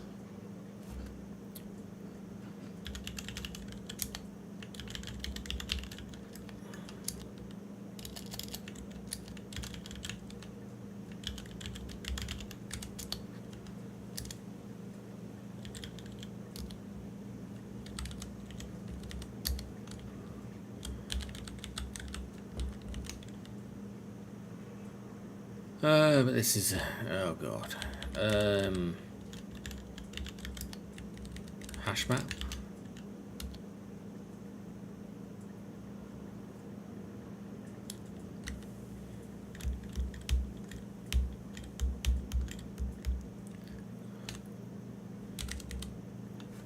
How do you statically create a hash map?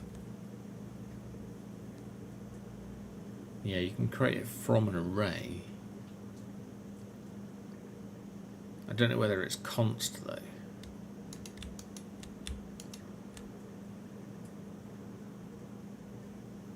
It's not a const function, so we can't do that.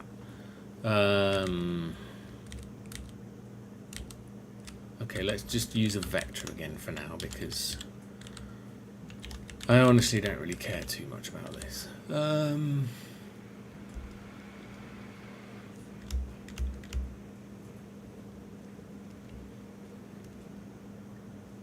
we're going to need the name and the content.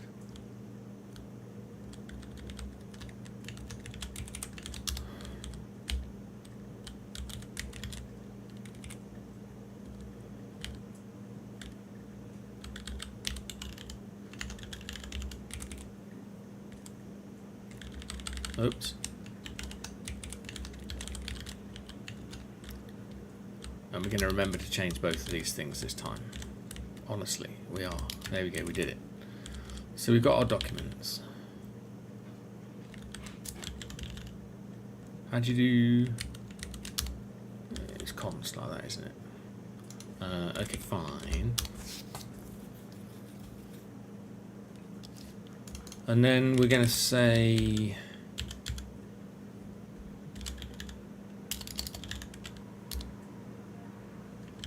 clone on this.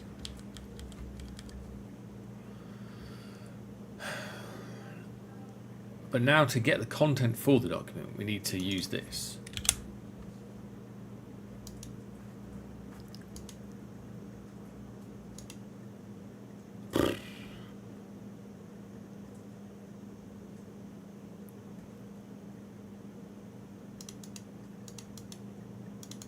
Somehow we need to get a document.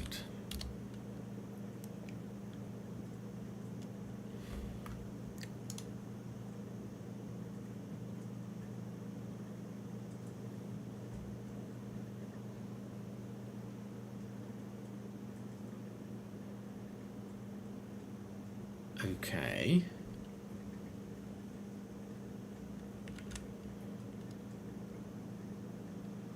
Let's go let document is use resource like this.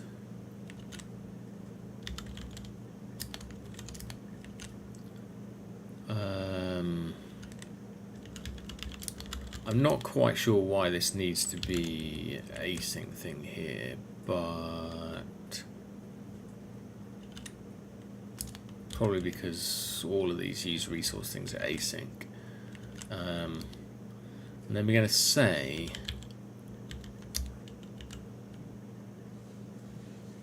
documents.find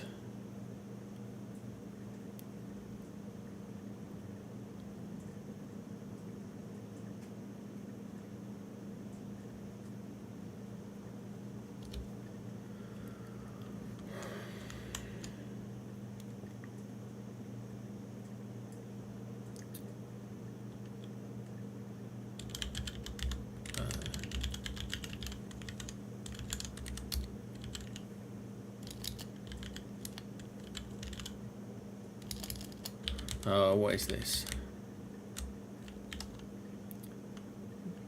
ID, comma, document.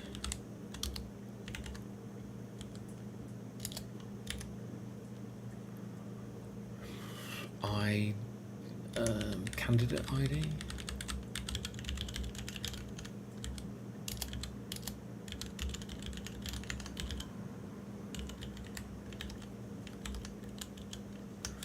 Then return this document.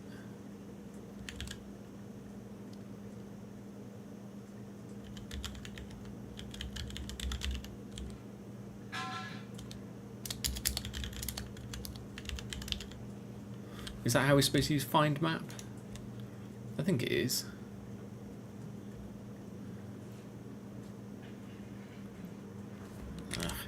It's not showing me here. I think that's how you're supposed to use find. So the idea then is to get an optional document. You might not get it back.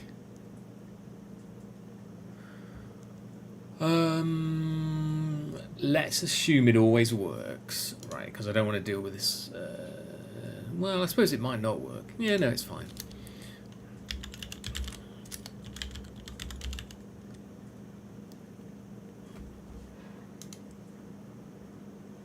Resource result. So this gives us a result.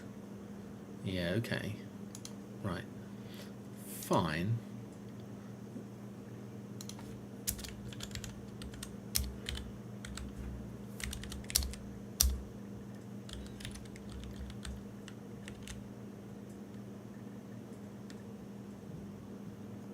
Right, and then you have to do this.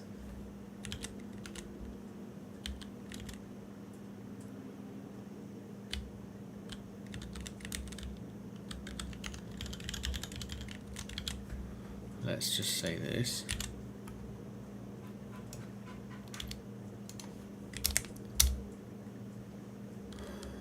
Oh, that's really helpful.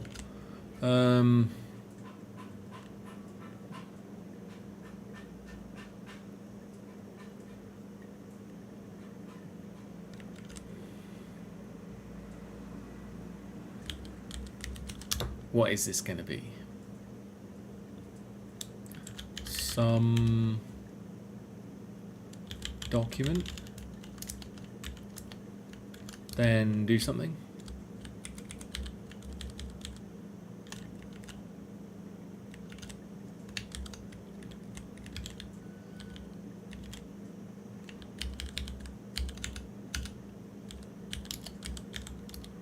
Otherwise,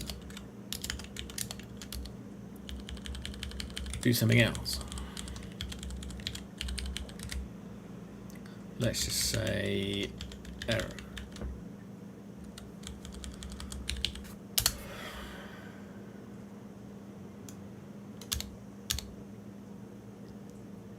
Right, so we've got a way to use a document. We still haven't dealt with the state stuff yet, but the fact that we've not got documents loaded all the time in memory is kind of what we want. Allocations are not allowed in constant. Right, yeah, fine. I don't want to make it mutable. I want a constant list. Does it need to be a vec?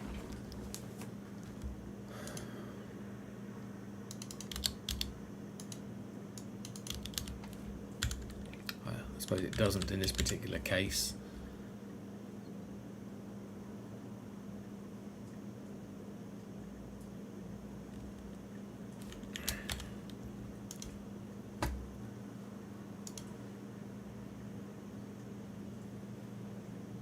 Oh, I suppose this needs to be a string reference as well. Fine.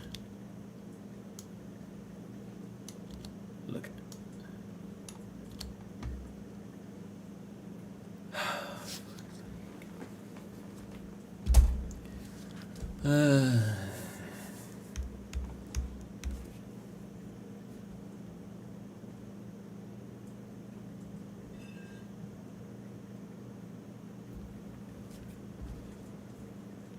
Static mutt. Anybody? Anybody? Once cell? Probably like a once cell is... I don't know. I just want a hash map. I don't even want to do this anyway. I don't want to be searching through an array. It's madness.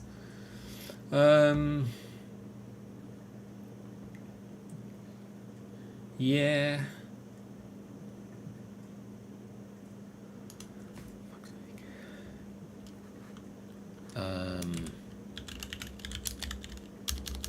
For want of something better.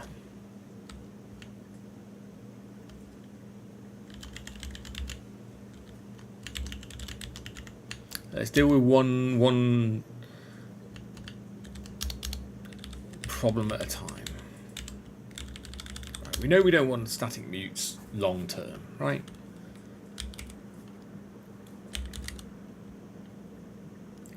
Somehow we need to initialize this with something.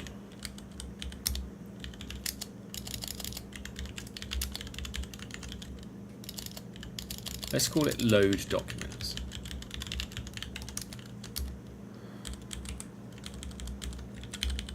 And we're just going to do this once at the start of the application.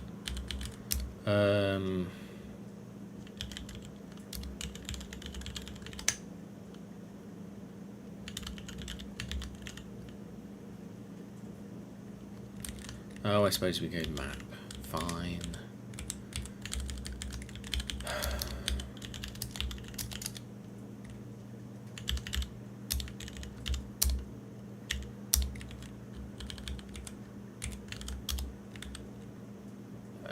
There was a way of initializing it from an array, wasn't there? From, that was it.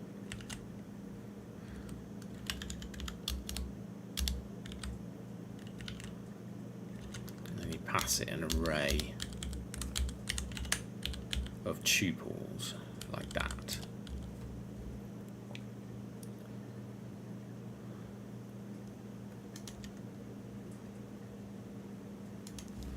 And yes. Oh, I've got the wrong camera on. This is no good. Right, anyway, yes. I'm not doing very well at this streaming malarkey today.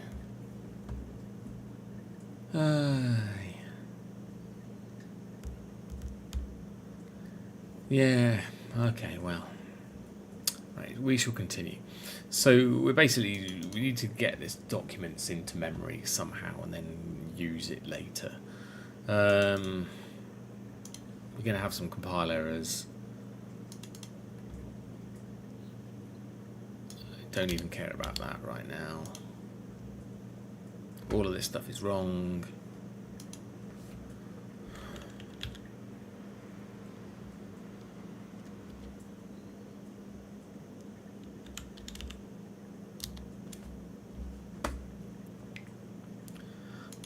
This is all wrong. It's all wrong. Let's get rid of this.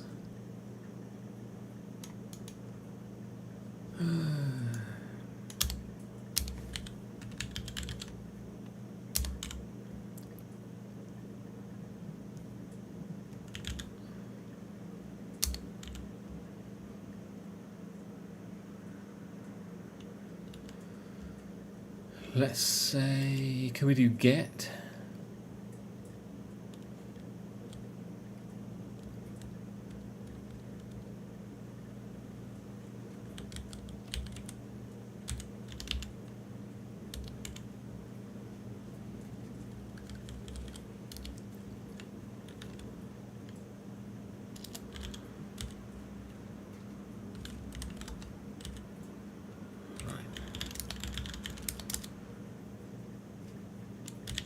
What type of thing is result? Option document result. Right, so we get an optional reference to a document. Yes, I know.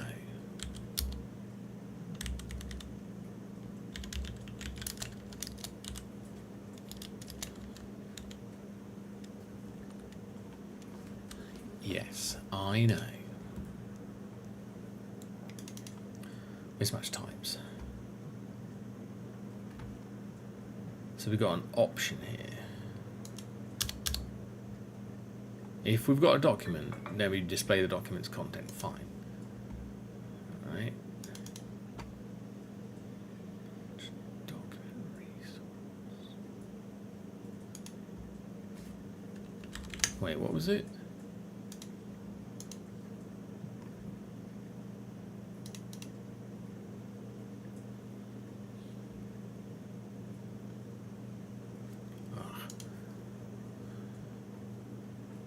Oh, you have to read it afterwards. And then it shadows it. Fine. Let's say let document equals document resource.read.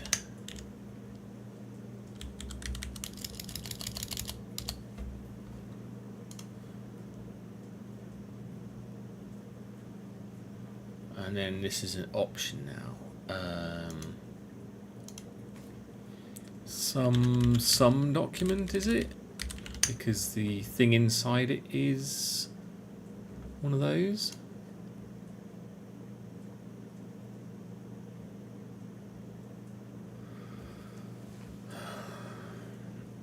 Yeah.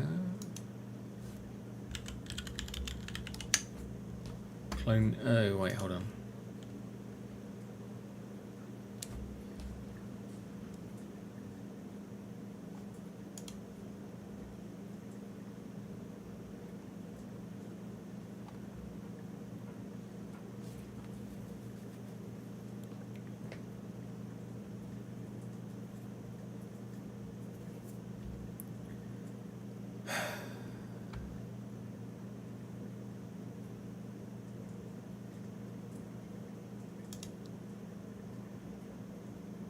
Why do I need to do this?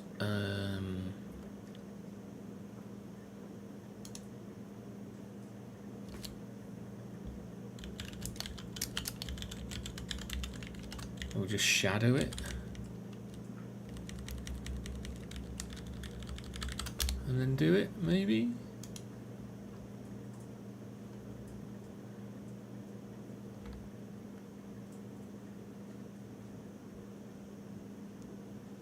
Oh, I see. This needs to be in the other base.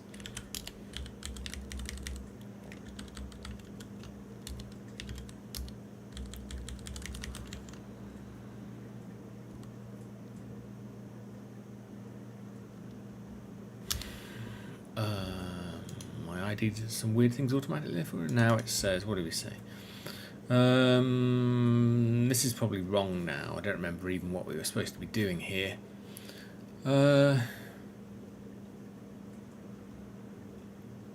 Yeah, we can't mutate this. We have to just write a new hash map back.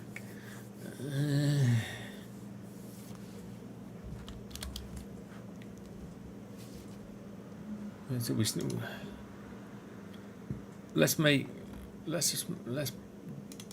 not dealing with this active root yet. We're transitioning the tabs and documents to that thing. So can we display documents? No. Complete failure.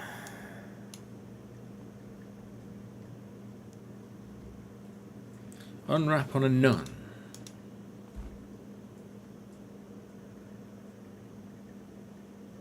Oh, that's because we didn't actually call load documents.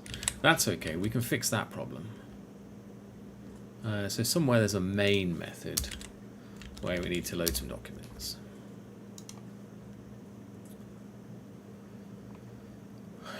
That might work.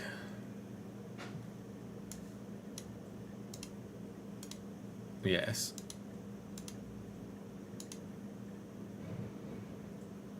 Right. But we still have the same problem. So the thing we're trying to fix still is when you're on document 2 and you're looking at content and go back to document 1 and then go back to document 2, it should be on the content. This should be active still, right? Similarly, now when we go back to document 1, the overview should be active. It currently is because we navigate to the first route by default. But what we need to do is when we change when this section underneath here, the document tab gets displayed, it should save the current route of the other document in its state or something like that. So we don't have that yet. But we have somewhere to store it. Now what we've got to do is store it at the right time, which is what we were trying to do somewhere here. No. When we displayed the content, we need to do it in each of these.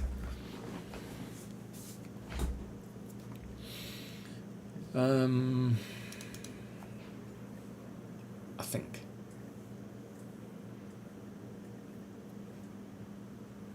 Yes, you do. So each one needs to store the current route. And the route is only known because you're displaying something with an ID, and therefore you know how to get back to that. And you can't ask the navigator for it, which would be nice.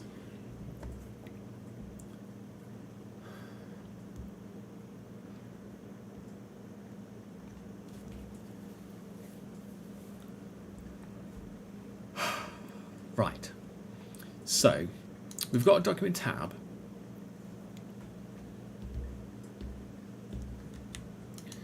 Which has got an active route in it. We're not using anything with this document tab at the moment. Which is why it's complaining about it here. So we need to update this document tab's route.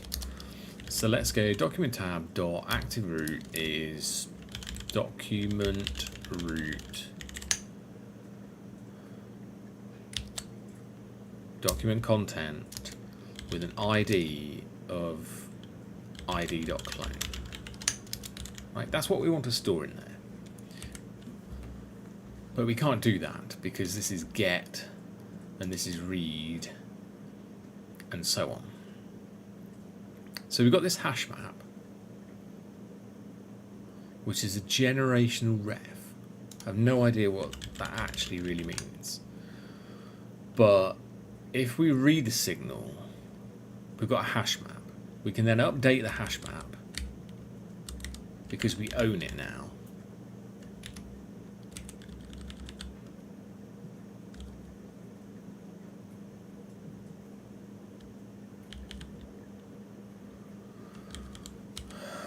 And then I suppose we can go document tabs dot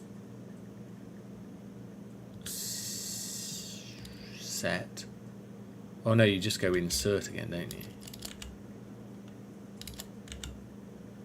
I think. And then I suppose we use id.clone again. And we give it the document tab again. And then we use the documents tab signal and write something.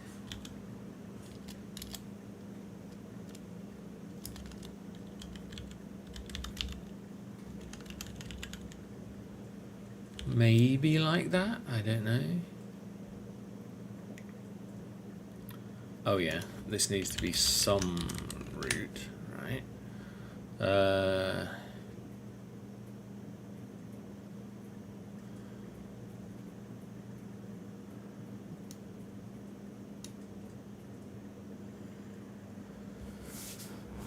I suppose I can get the actual...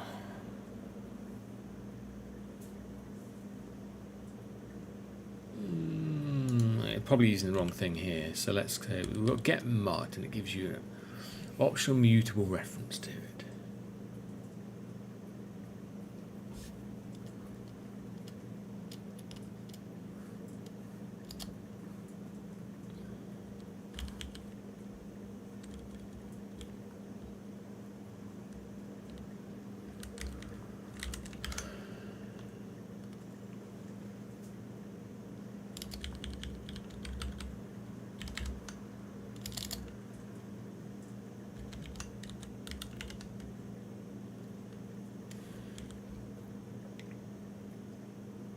And it can't move it out of it because it's this. So maybe it's not get mute.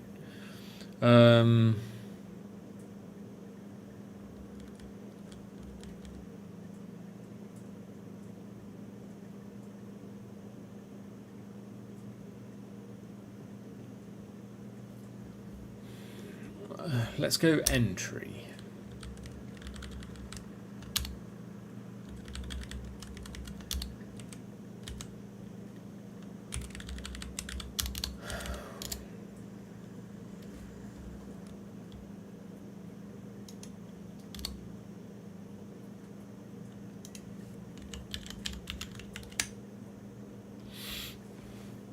And that gives us an entry.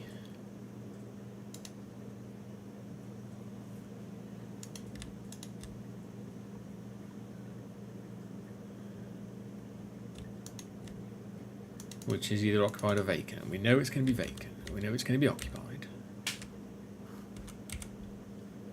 Oh dear, I don't like this.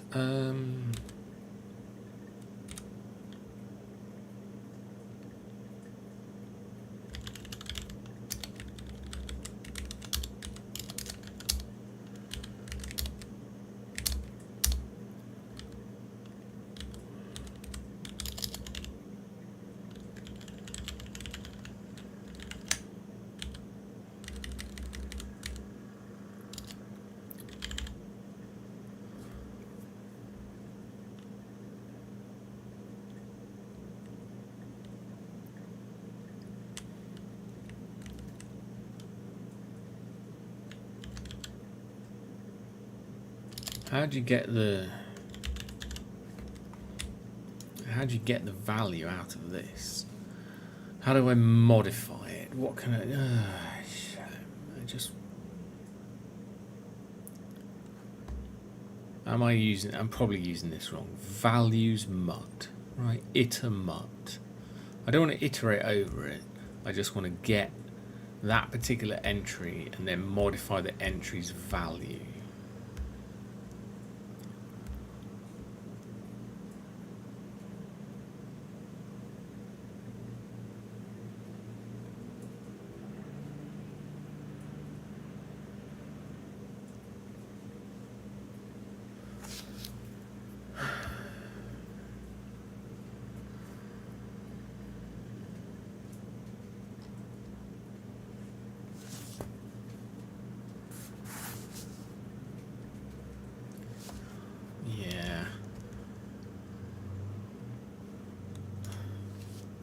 Can we go get mut on this thing? Entry. Oh, I don't know this API at all.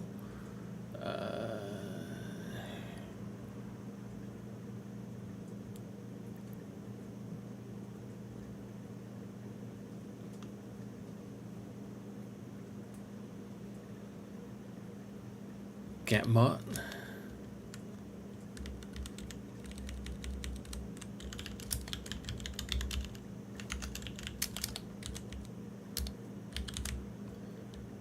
And then here we do the actual bit. Entry get mut. Why is this immutable local? Right, fine. So we're going to say mut here.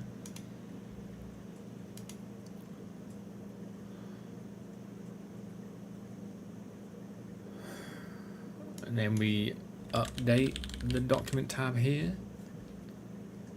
Right. And we don't need to insert it back again. And then this document tabs here is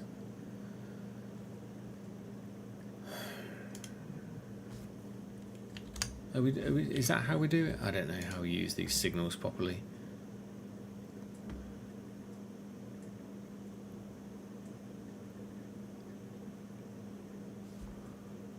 Right.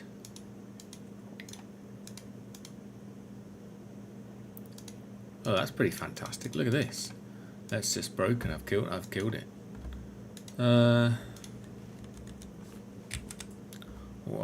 What happened there?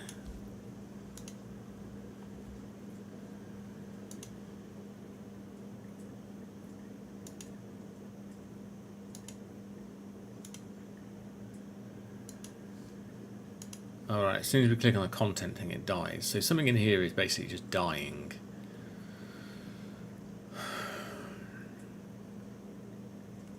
We've got no idea why. Let's run it and see if there's a panic that's happening. No, there's no panic. I don't know. Look, there's thousands of threads.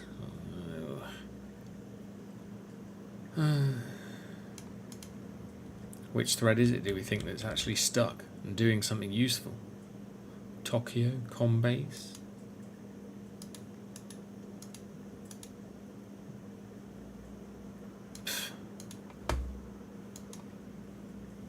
No idea. Don't know where it's going wrong.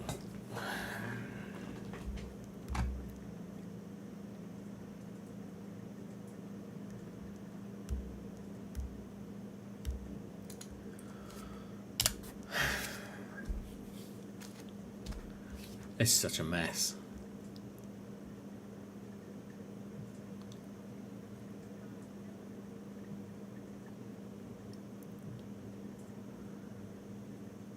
Let's put some breakpoints in it.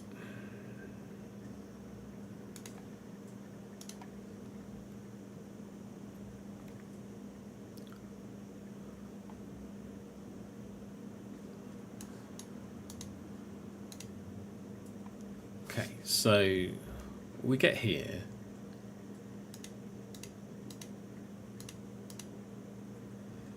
We create a new route and we update it, fine.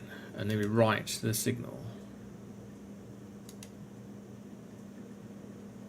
And then we try and use the resource to get the document.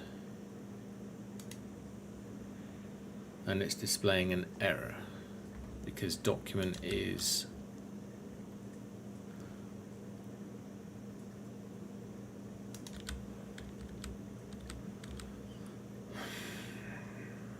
a pointer of something that I can't see the value of.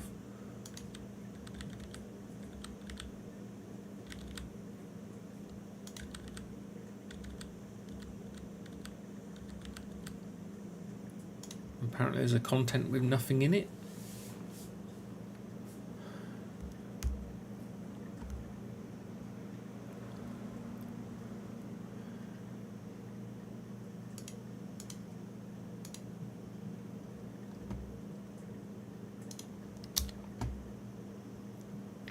Do we think this unsafe bit is the cause? It might be. Different thread and all this kind of stuff. Who knows? But we're only ever writing it once and then reading it in many places, and we're not changing the content, so it should be alright. Nothing else has got access to it to change the document. Right. So this document storage thing is only temporary, so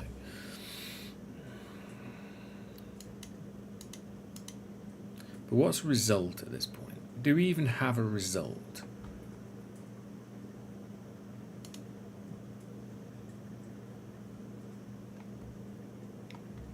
Do we need to call a wait on something?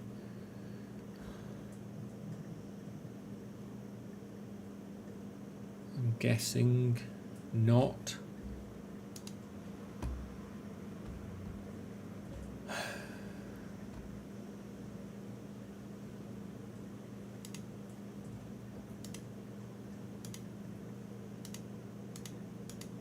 We've got a future, everything's fine. You know, we're polling stuff, we've got a resource. We've got a poll result, yeah, all the usual future-y stuff.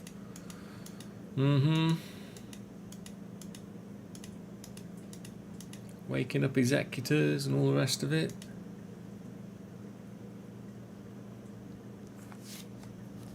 And then now it's run the same document content thing again.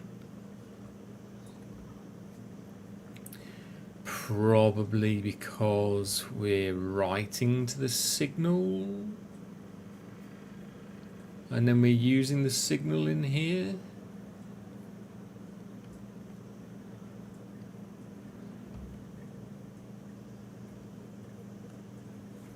Like, when are you supposed to write to signals? Are you supposed to be able to write to signals from within inside components? Is that bad?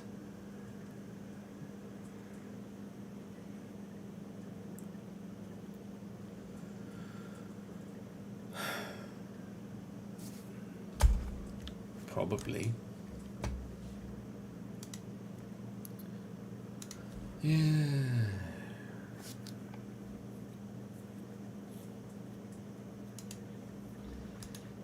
It's like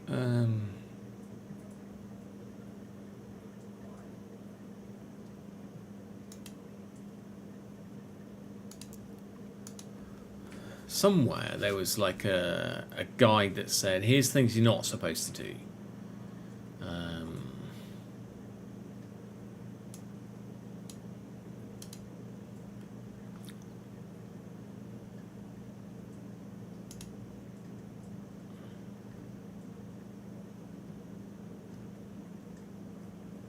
Avoid updating state during render. Yeah, this is probably what we're doing.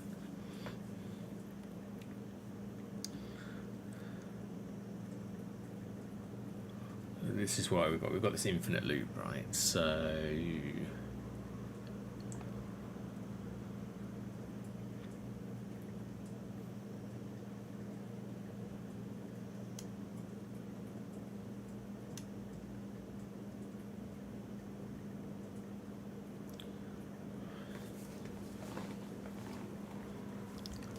what is a memo?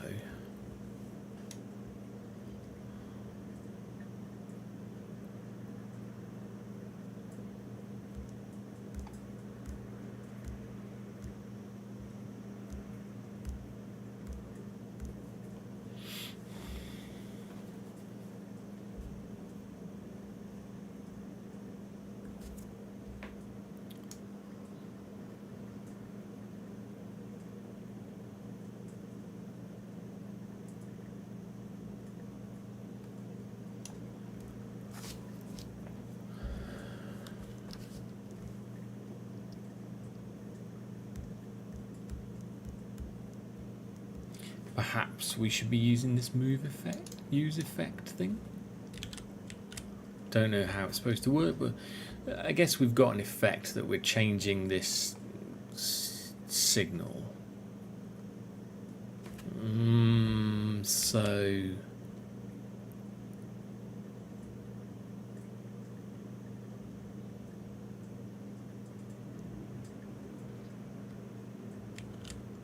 I don't know, let's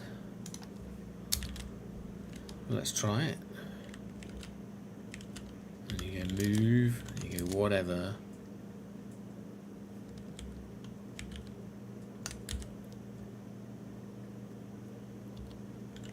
And I suppose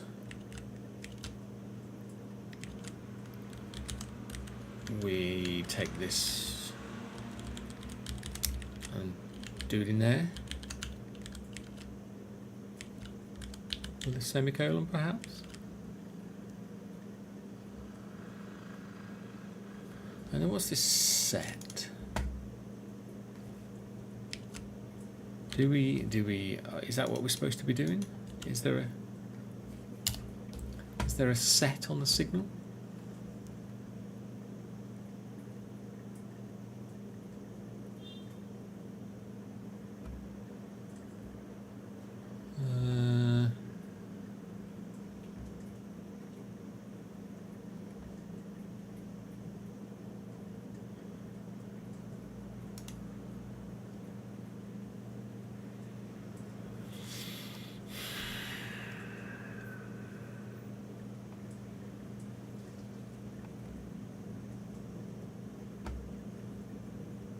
Use of moved variable ID.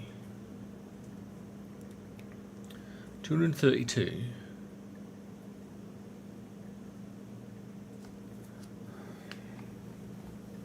Is this one of these things where we have to do this again up here?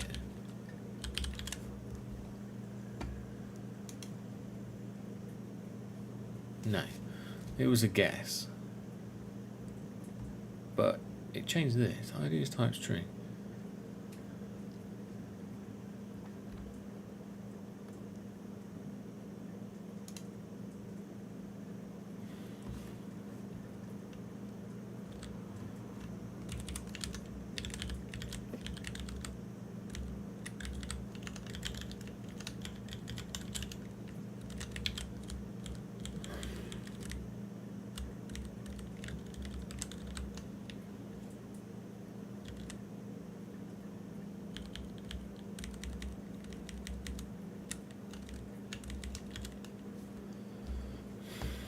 Seems pretty crazy.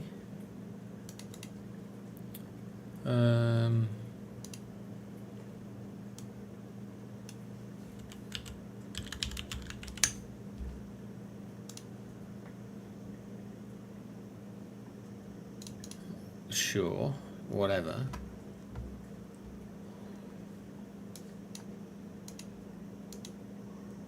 Right, it doesn't crash now, but it's broken. I spoke too soon.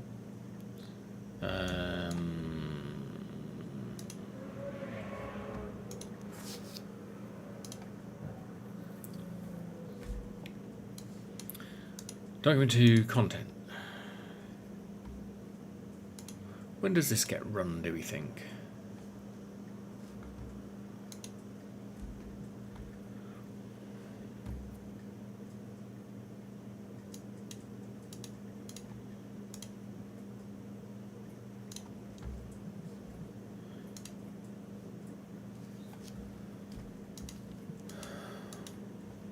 Alright. It got a document and tried to display it, so that's good. And then after that, it then does this use effect thing, right? Which is sort of what we want.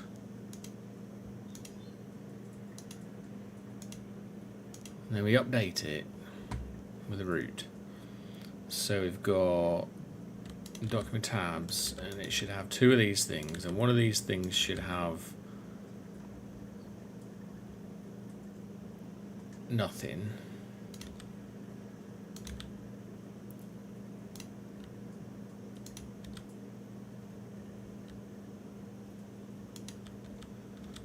And one of them should have with a sum.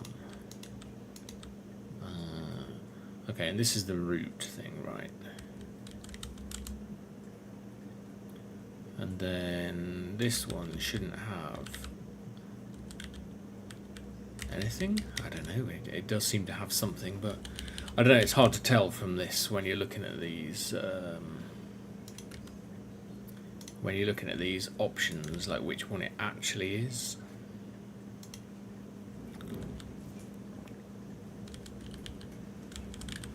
Because document 2 active root should have a variant. I mean, they are different.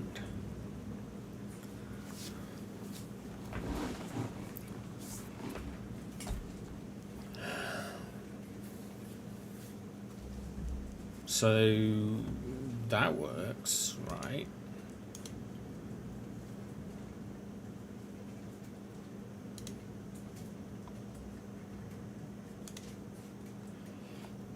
And then it just calls use effect again?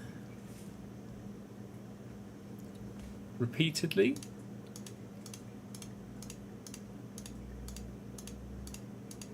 But we don't know why.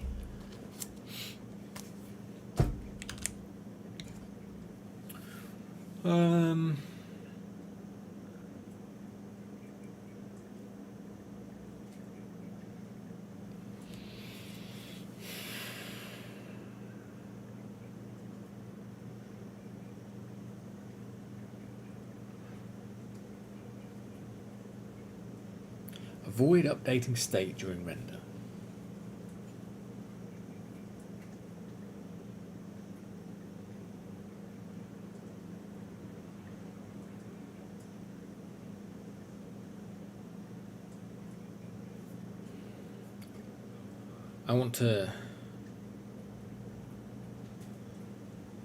I just want to update the content of the signal, but I'm really confused as to when and where these signals are all used for in this Dioxus stuff at the moment. Yeah.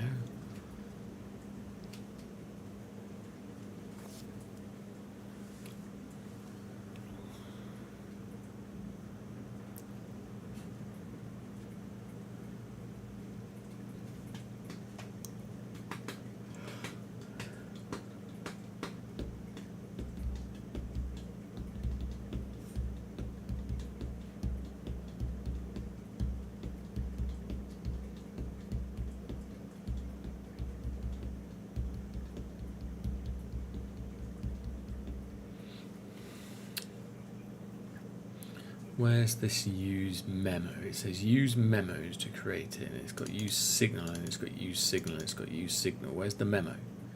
Oh, there's the memo.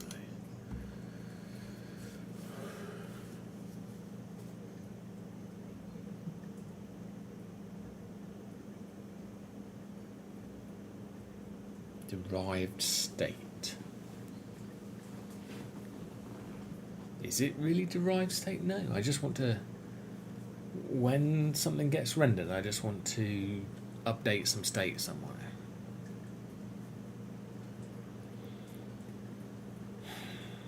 But it says specifically, avoid updating state during render.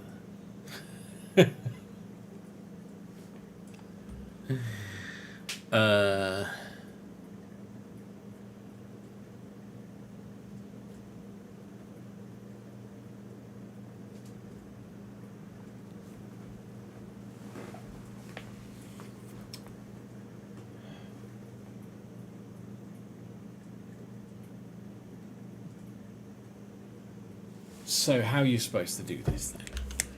If we said that is true, right, that we shouldn't update state during render,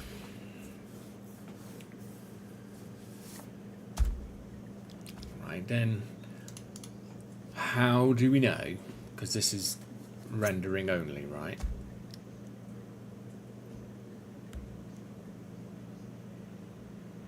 Do we do it when we change the tab?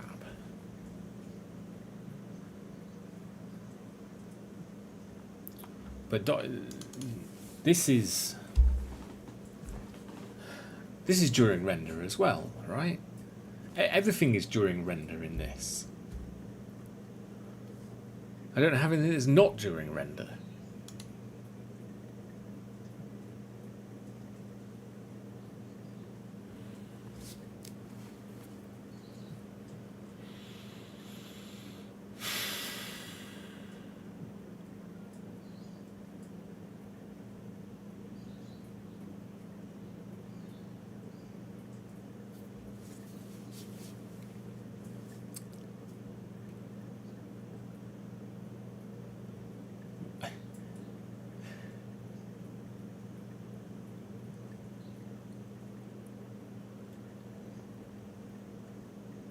And I don't have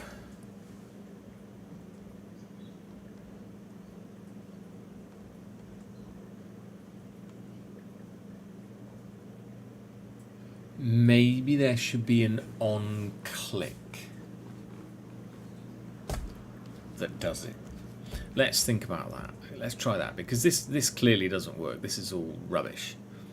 Let's not do this here then.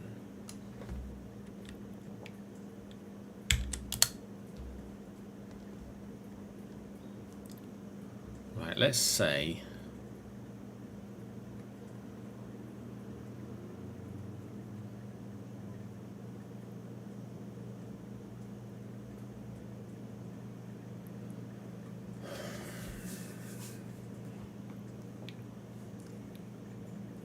can we do on click in here? Does it even make sense to do that?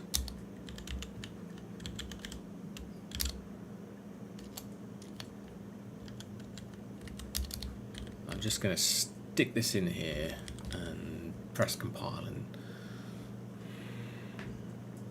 expected a valid node body.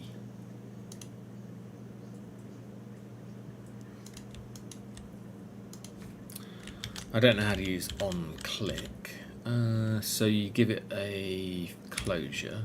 Okay, so let's just say closure.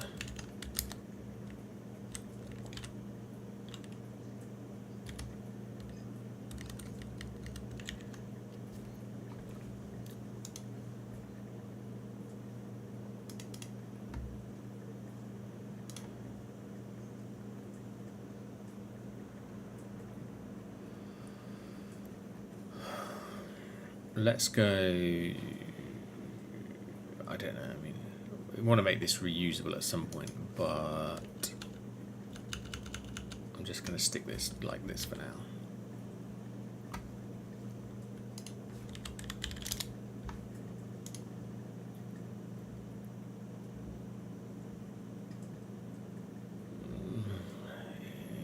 I mean, it compiles. Let's see what happens if we go content. Crash. Unable to read the hook that was initialized at this index. Consult the rules of hooks.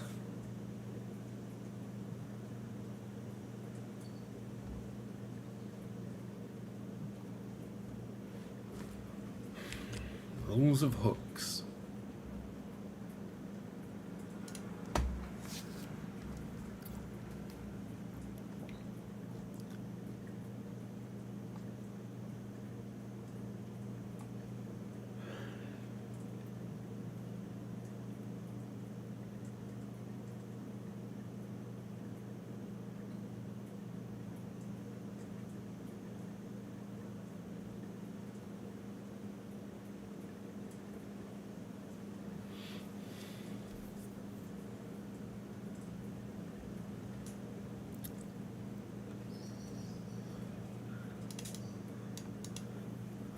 I guess use signal is a hook, right?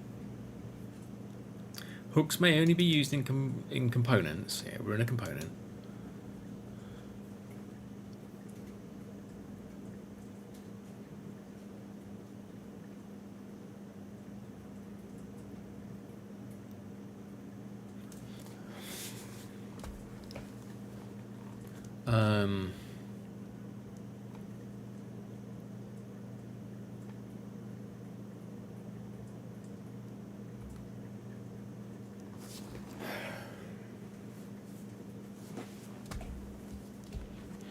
Right. Somewhere in here, there was this use change language.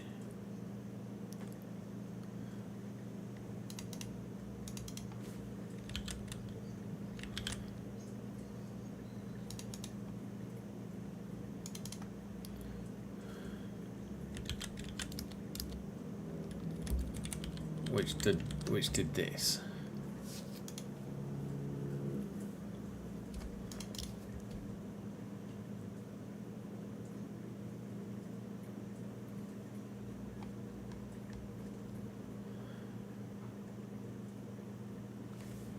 Okay.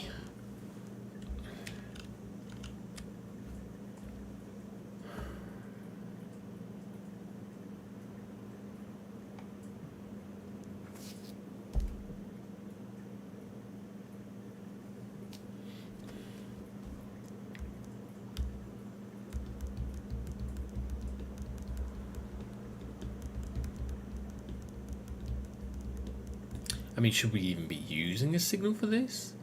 Do I care? What do we want to do with this? Let's think about this. What do we want to do with this state? Say we've actually stored this root. This is what we're trying to store. Say we've actually stored this in our thing. Where do we want to use it? We want to use it here. Right?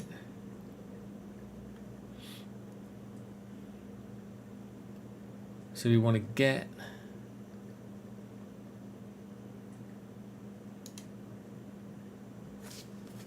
this is not used.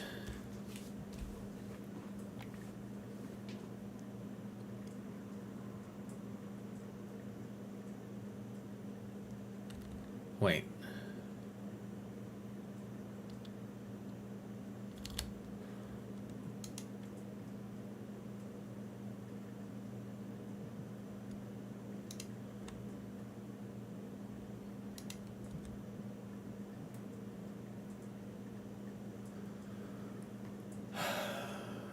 Okay.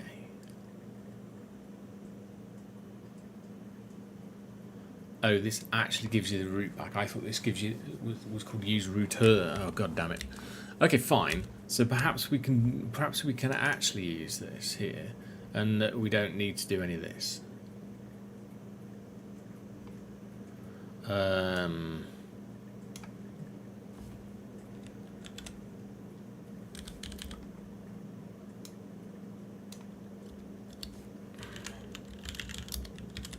Just keep that there for the moment.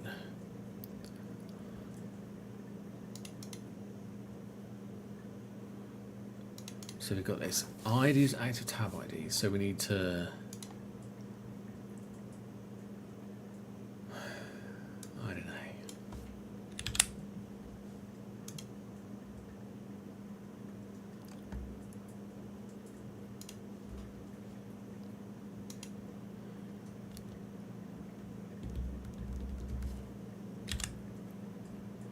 We need this. We need this.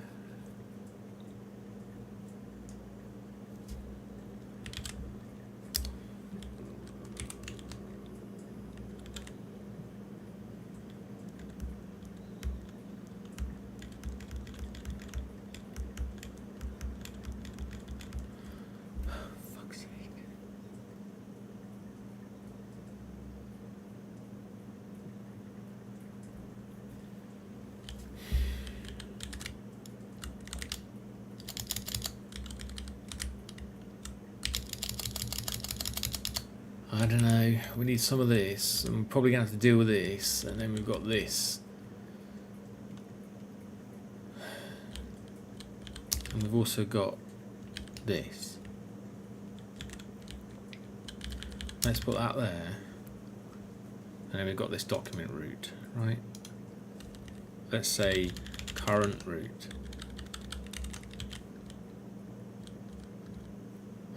So if it's different,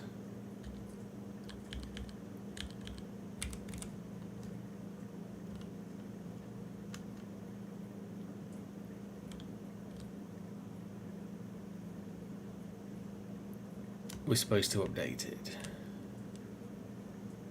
And if it's the same, we're supposed to update it.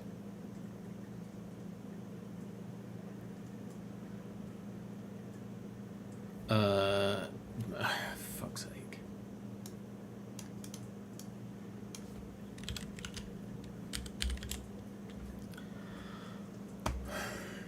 If there's no entry there,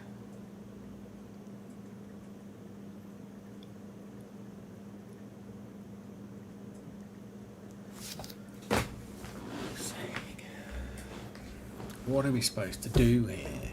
What are we supposed to do? We've got this default root thing here, right?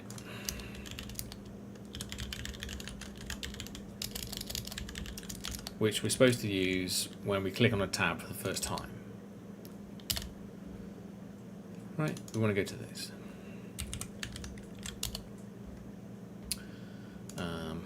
Let's just stick this up here.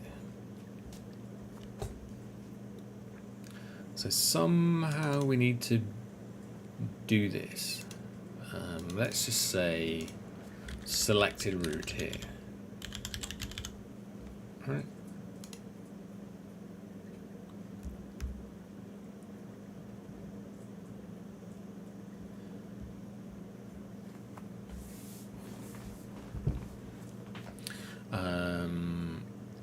This can now be current root, right?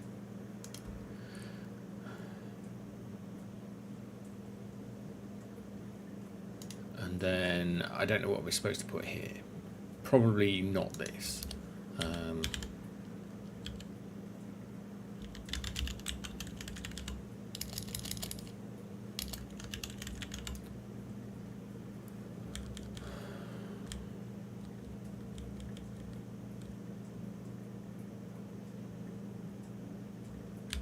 Does insert give the old one back?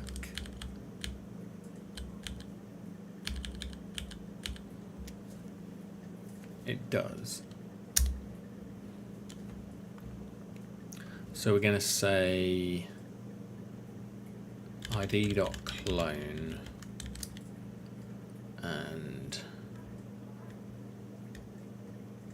well, no, we actually want to modify it because there might be other things in this document tab thing.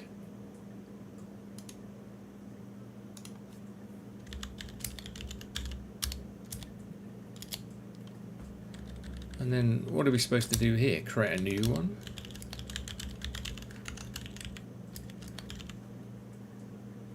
What do you get here?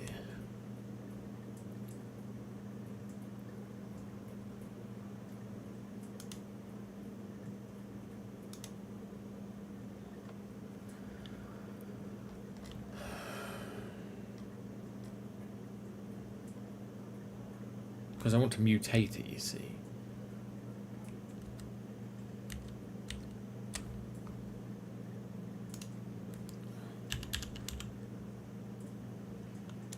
I mean, what are we supposed to do here? Are we supposed to...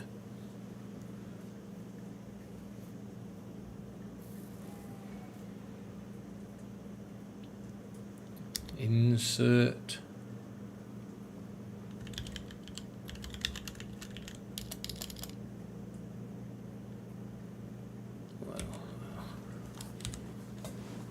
set the default route in it?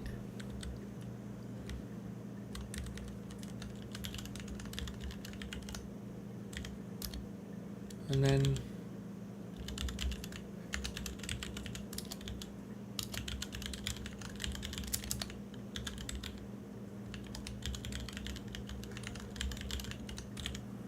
just, this all seems complete and utter madness.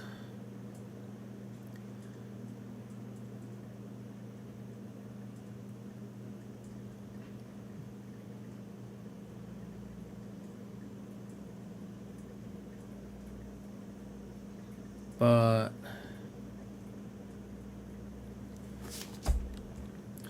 what are you supposed to do here? What are you supposed to do? Are you supposed to update this?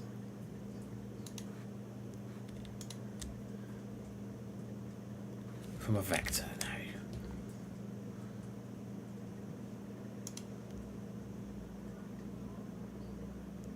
I don't have anything called selected route.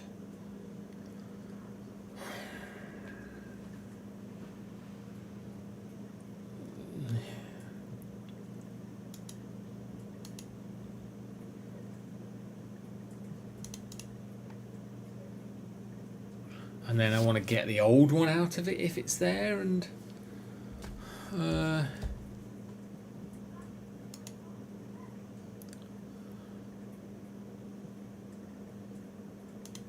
so I need to go replace with some route.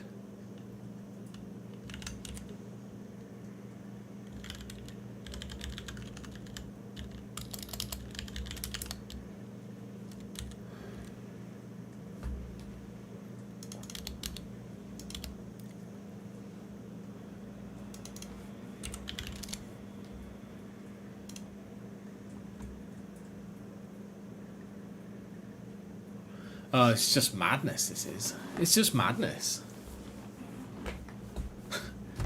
This API is just madness. I just want to get something out of the hash map and just update the optional thing that's in this document tab. All I'm trying to do is update this and get the old one out of it. Because if you click on the tab to start with, right, then there's not going to be anything in the document tab's active route because you've not done anything with it. Right? So then you get the document tab, sure, and then if it's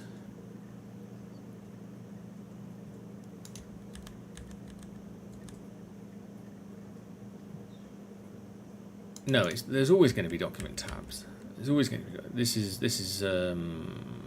bollocks. We set them all up. Right. So there's never one of these, which is good because I don't want to deal with it. And then there might not be a previous route.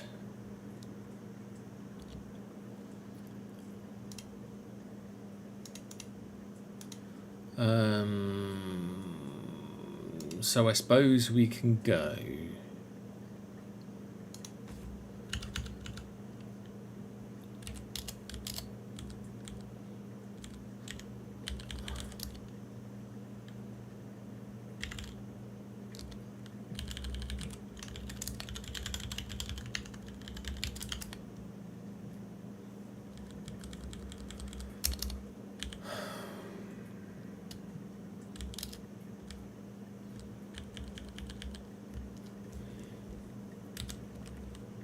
Do we always want to update the navigator? When we click on a document layout, or just if the ID is different? I don't even remember. Selected root dot or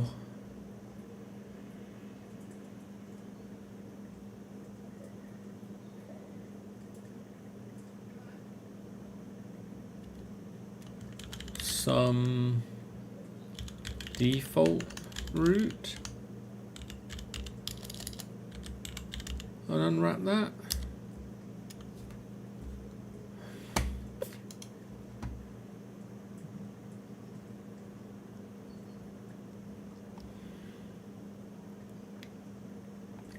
I mean, it compiles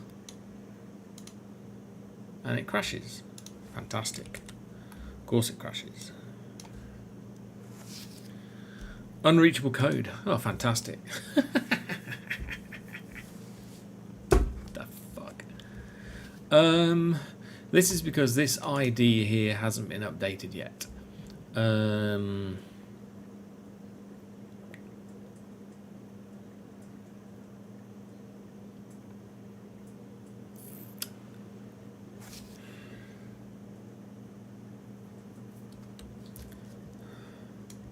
So let's move.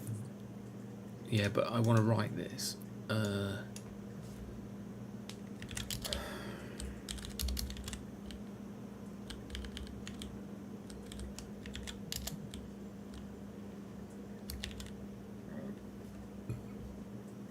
Maybe that. Maybe like that.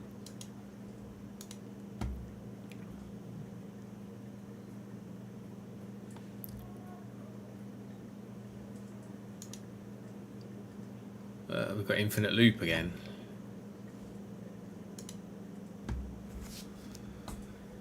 And then is this where we need to have an effect?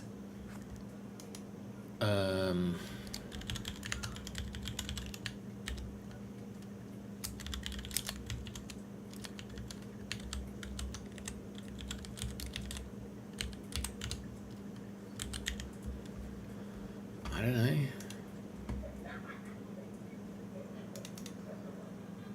Document tabs.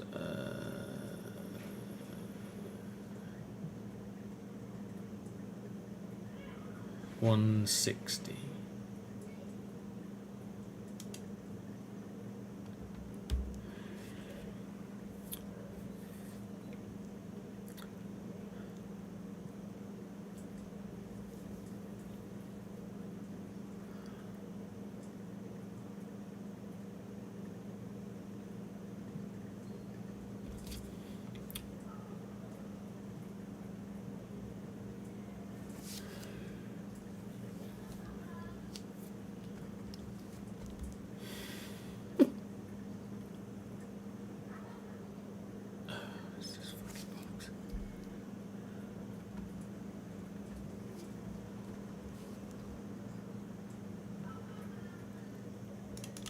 Do I need to move it? No, I don't want to do that.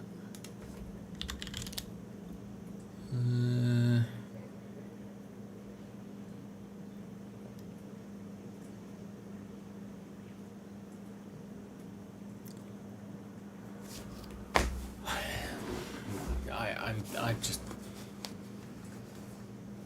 This just seems madness. This does to me. It's like. Normally if you're trying this hard to solve a simple problem, there's something completely and utterly fundamentally wrong with your approach.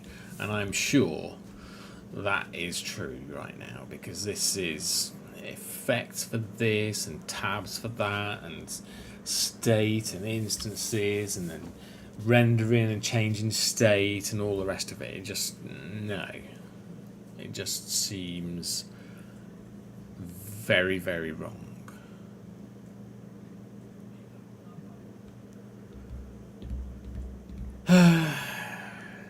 I don't know what to do to fix this.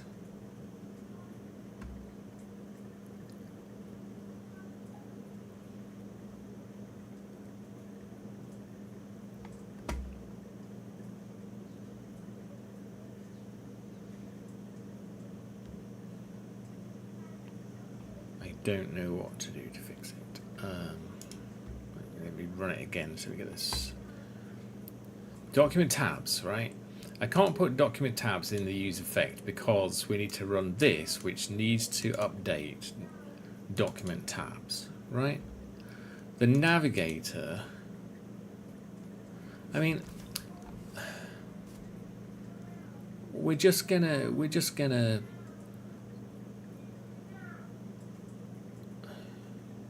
and then we've got this active tab, and this is here, and it's just gonna get a complete mess. We're just gonna stick all of that in here.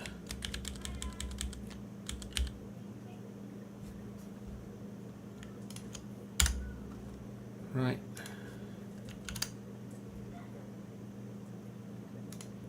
And then this is not going to be mutable anymore. And we're just going to see what happens when this ID is wrong. Borrowed moved value ID. Okay, fine.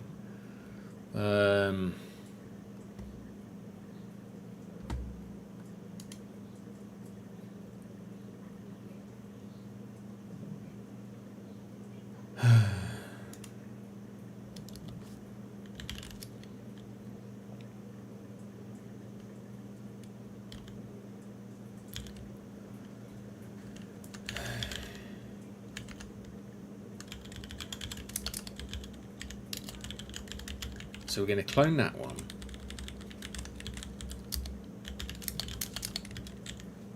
And we're just going to reassign it to that so we don't have to change all of these. And then we've got this Y. No, no, no.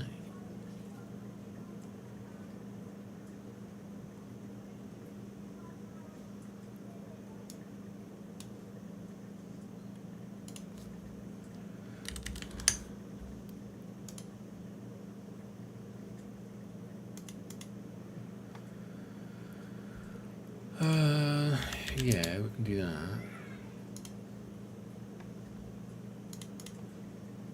And then I have the same problem.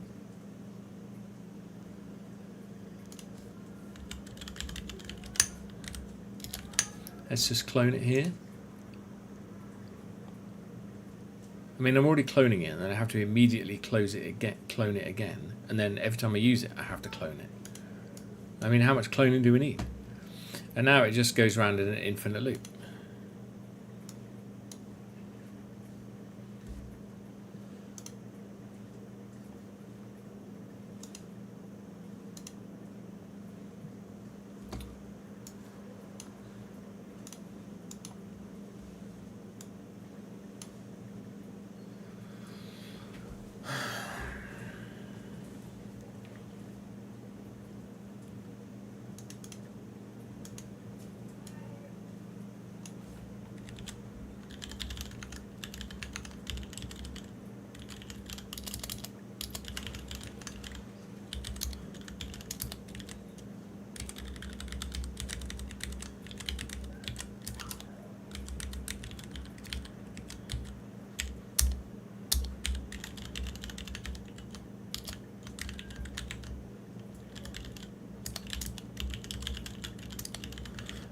I've probably missed something in here. Anyway, you know.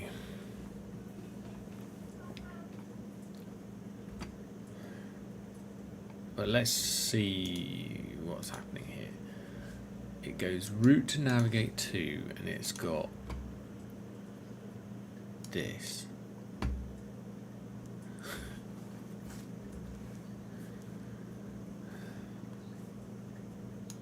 And the default route is this, and then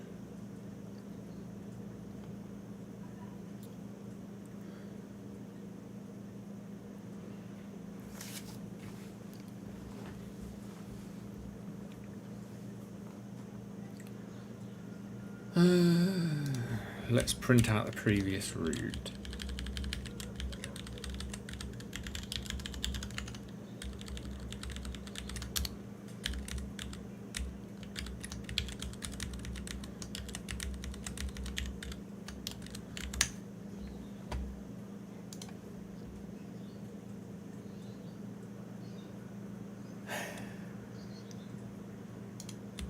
sure.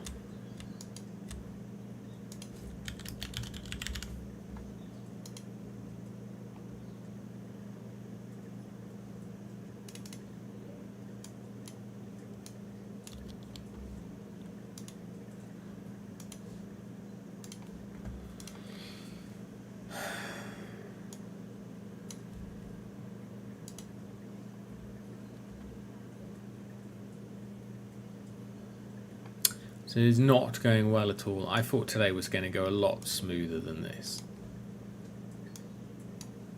So it goes previous route none, which is sort of what we expect. And then it decides to route to something else, which is not correct. We're supposed to have like an ID in here, right?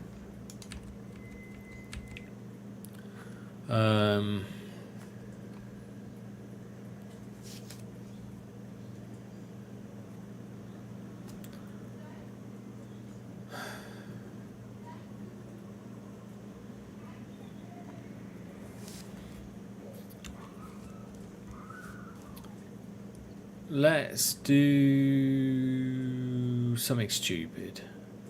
Right, so this check-in of the active tab and all this stuff, right, that was sort of okay.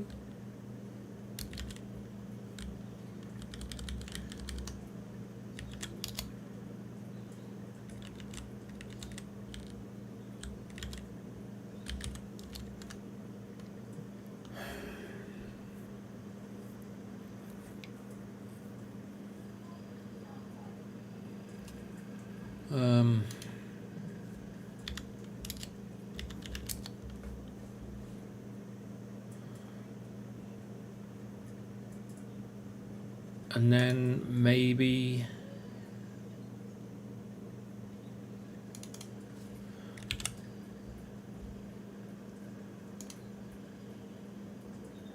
I don't know.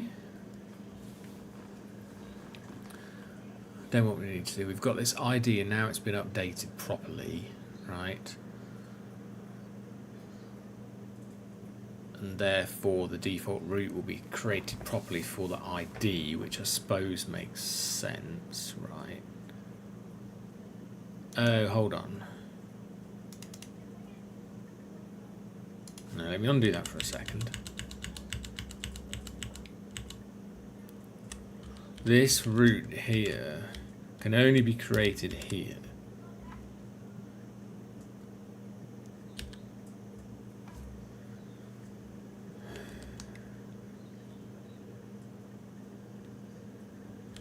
Because only at this point is this ID correct. Okay, maybe.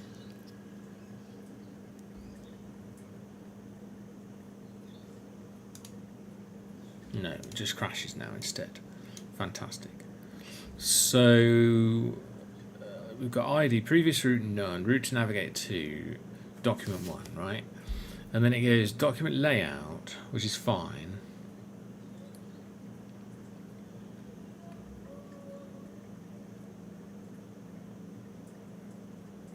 Likely use the hook in a conditional. Yeah, I'm sure I probably did. Look, here.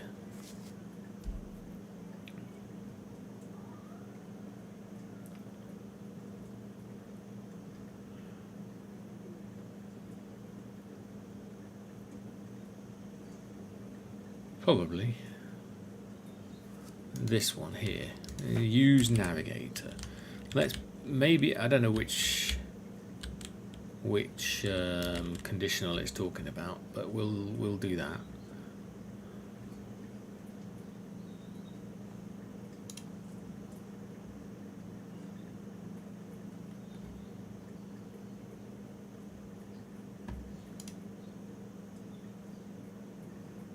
And now it's locked up again.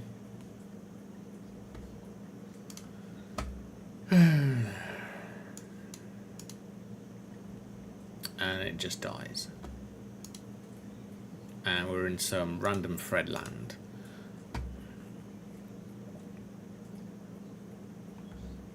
It's not even... There's 82 threads. I'm not going through 82 threads trying to figure out which one it might be.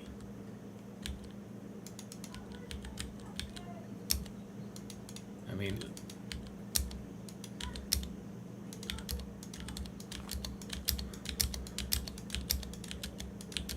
that's a lot of threads, right?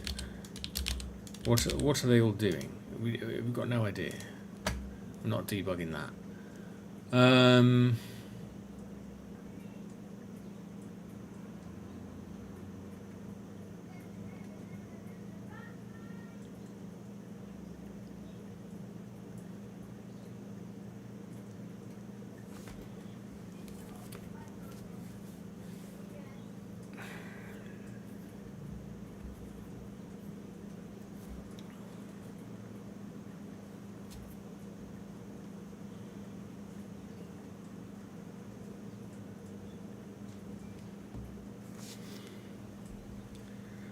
I don't know.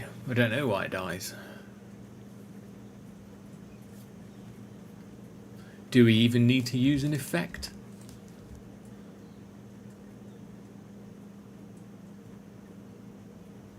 I mean, we added this because we were getting some errors, but maybe we don't need to use an effect.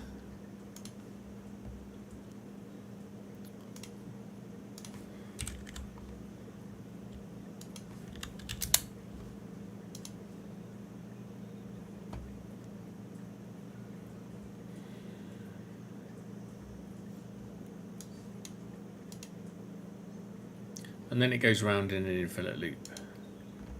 So if you use an effect, it locks up. If you don't use an effect, it goes round in an infinite loop.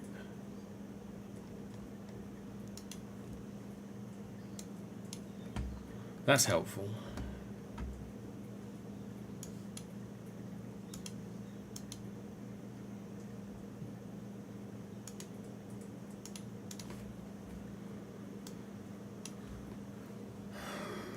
So it goes document layout, initial ID document 2, update ID document 2.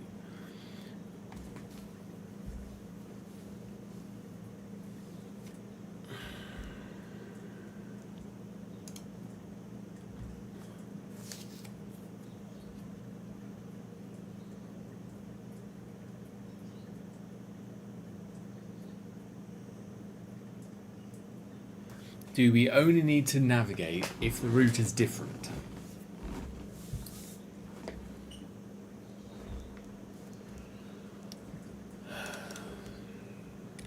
Right, so we've got this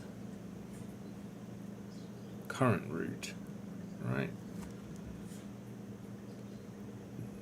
Let's clone current route here.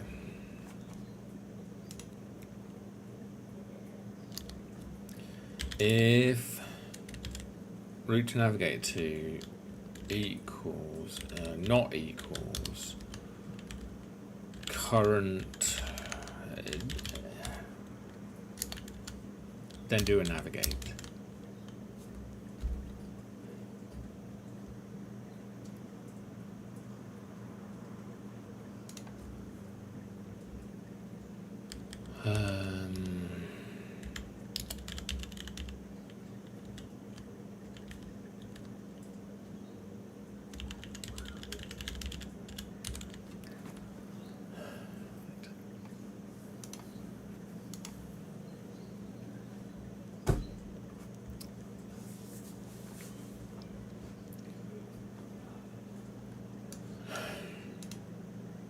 No.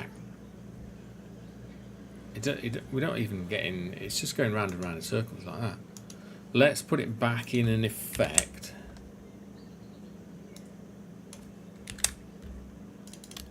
And run it again.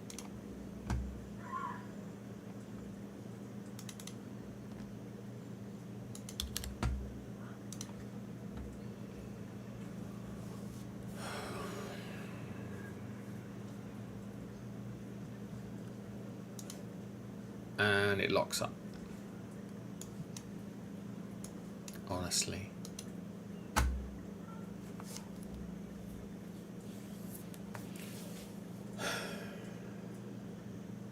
It's just rubbish. It's rubbish.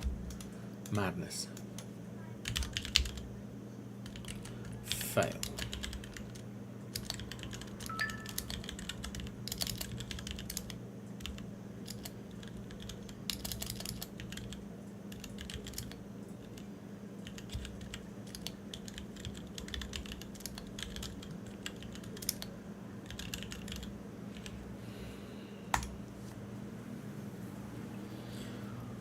I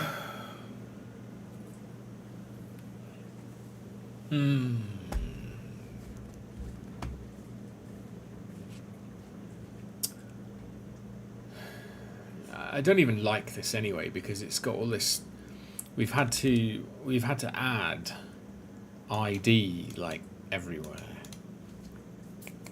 I don't want that in the path. I just want root.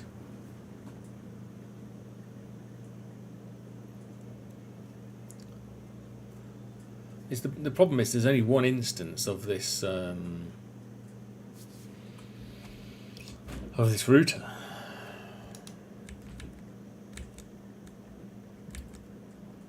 So, and the instance that we're referring to is this one,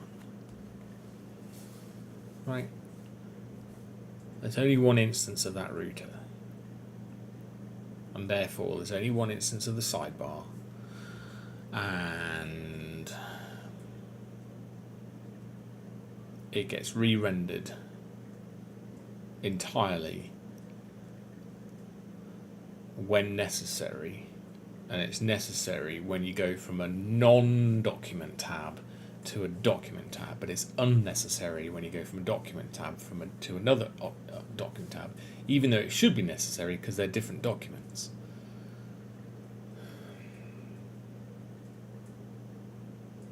I don't know, I'm calling it there. I give up for now.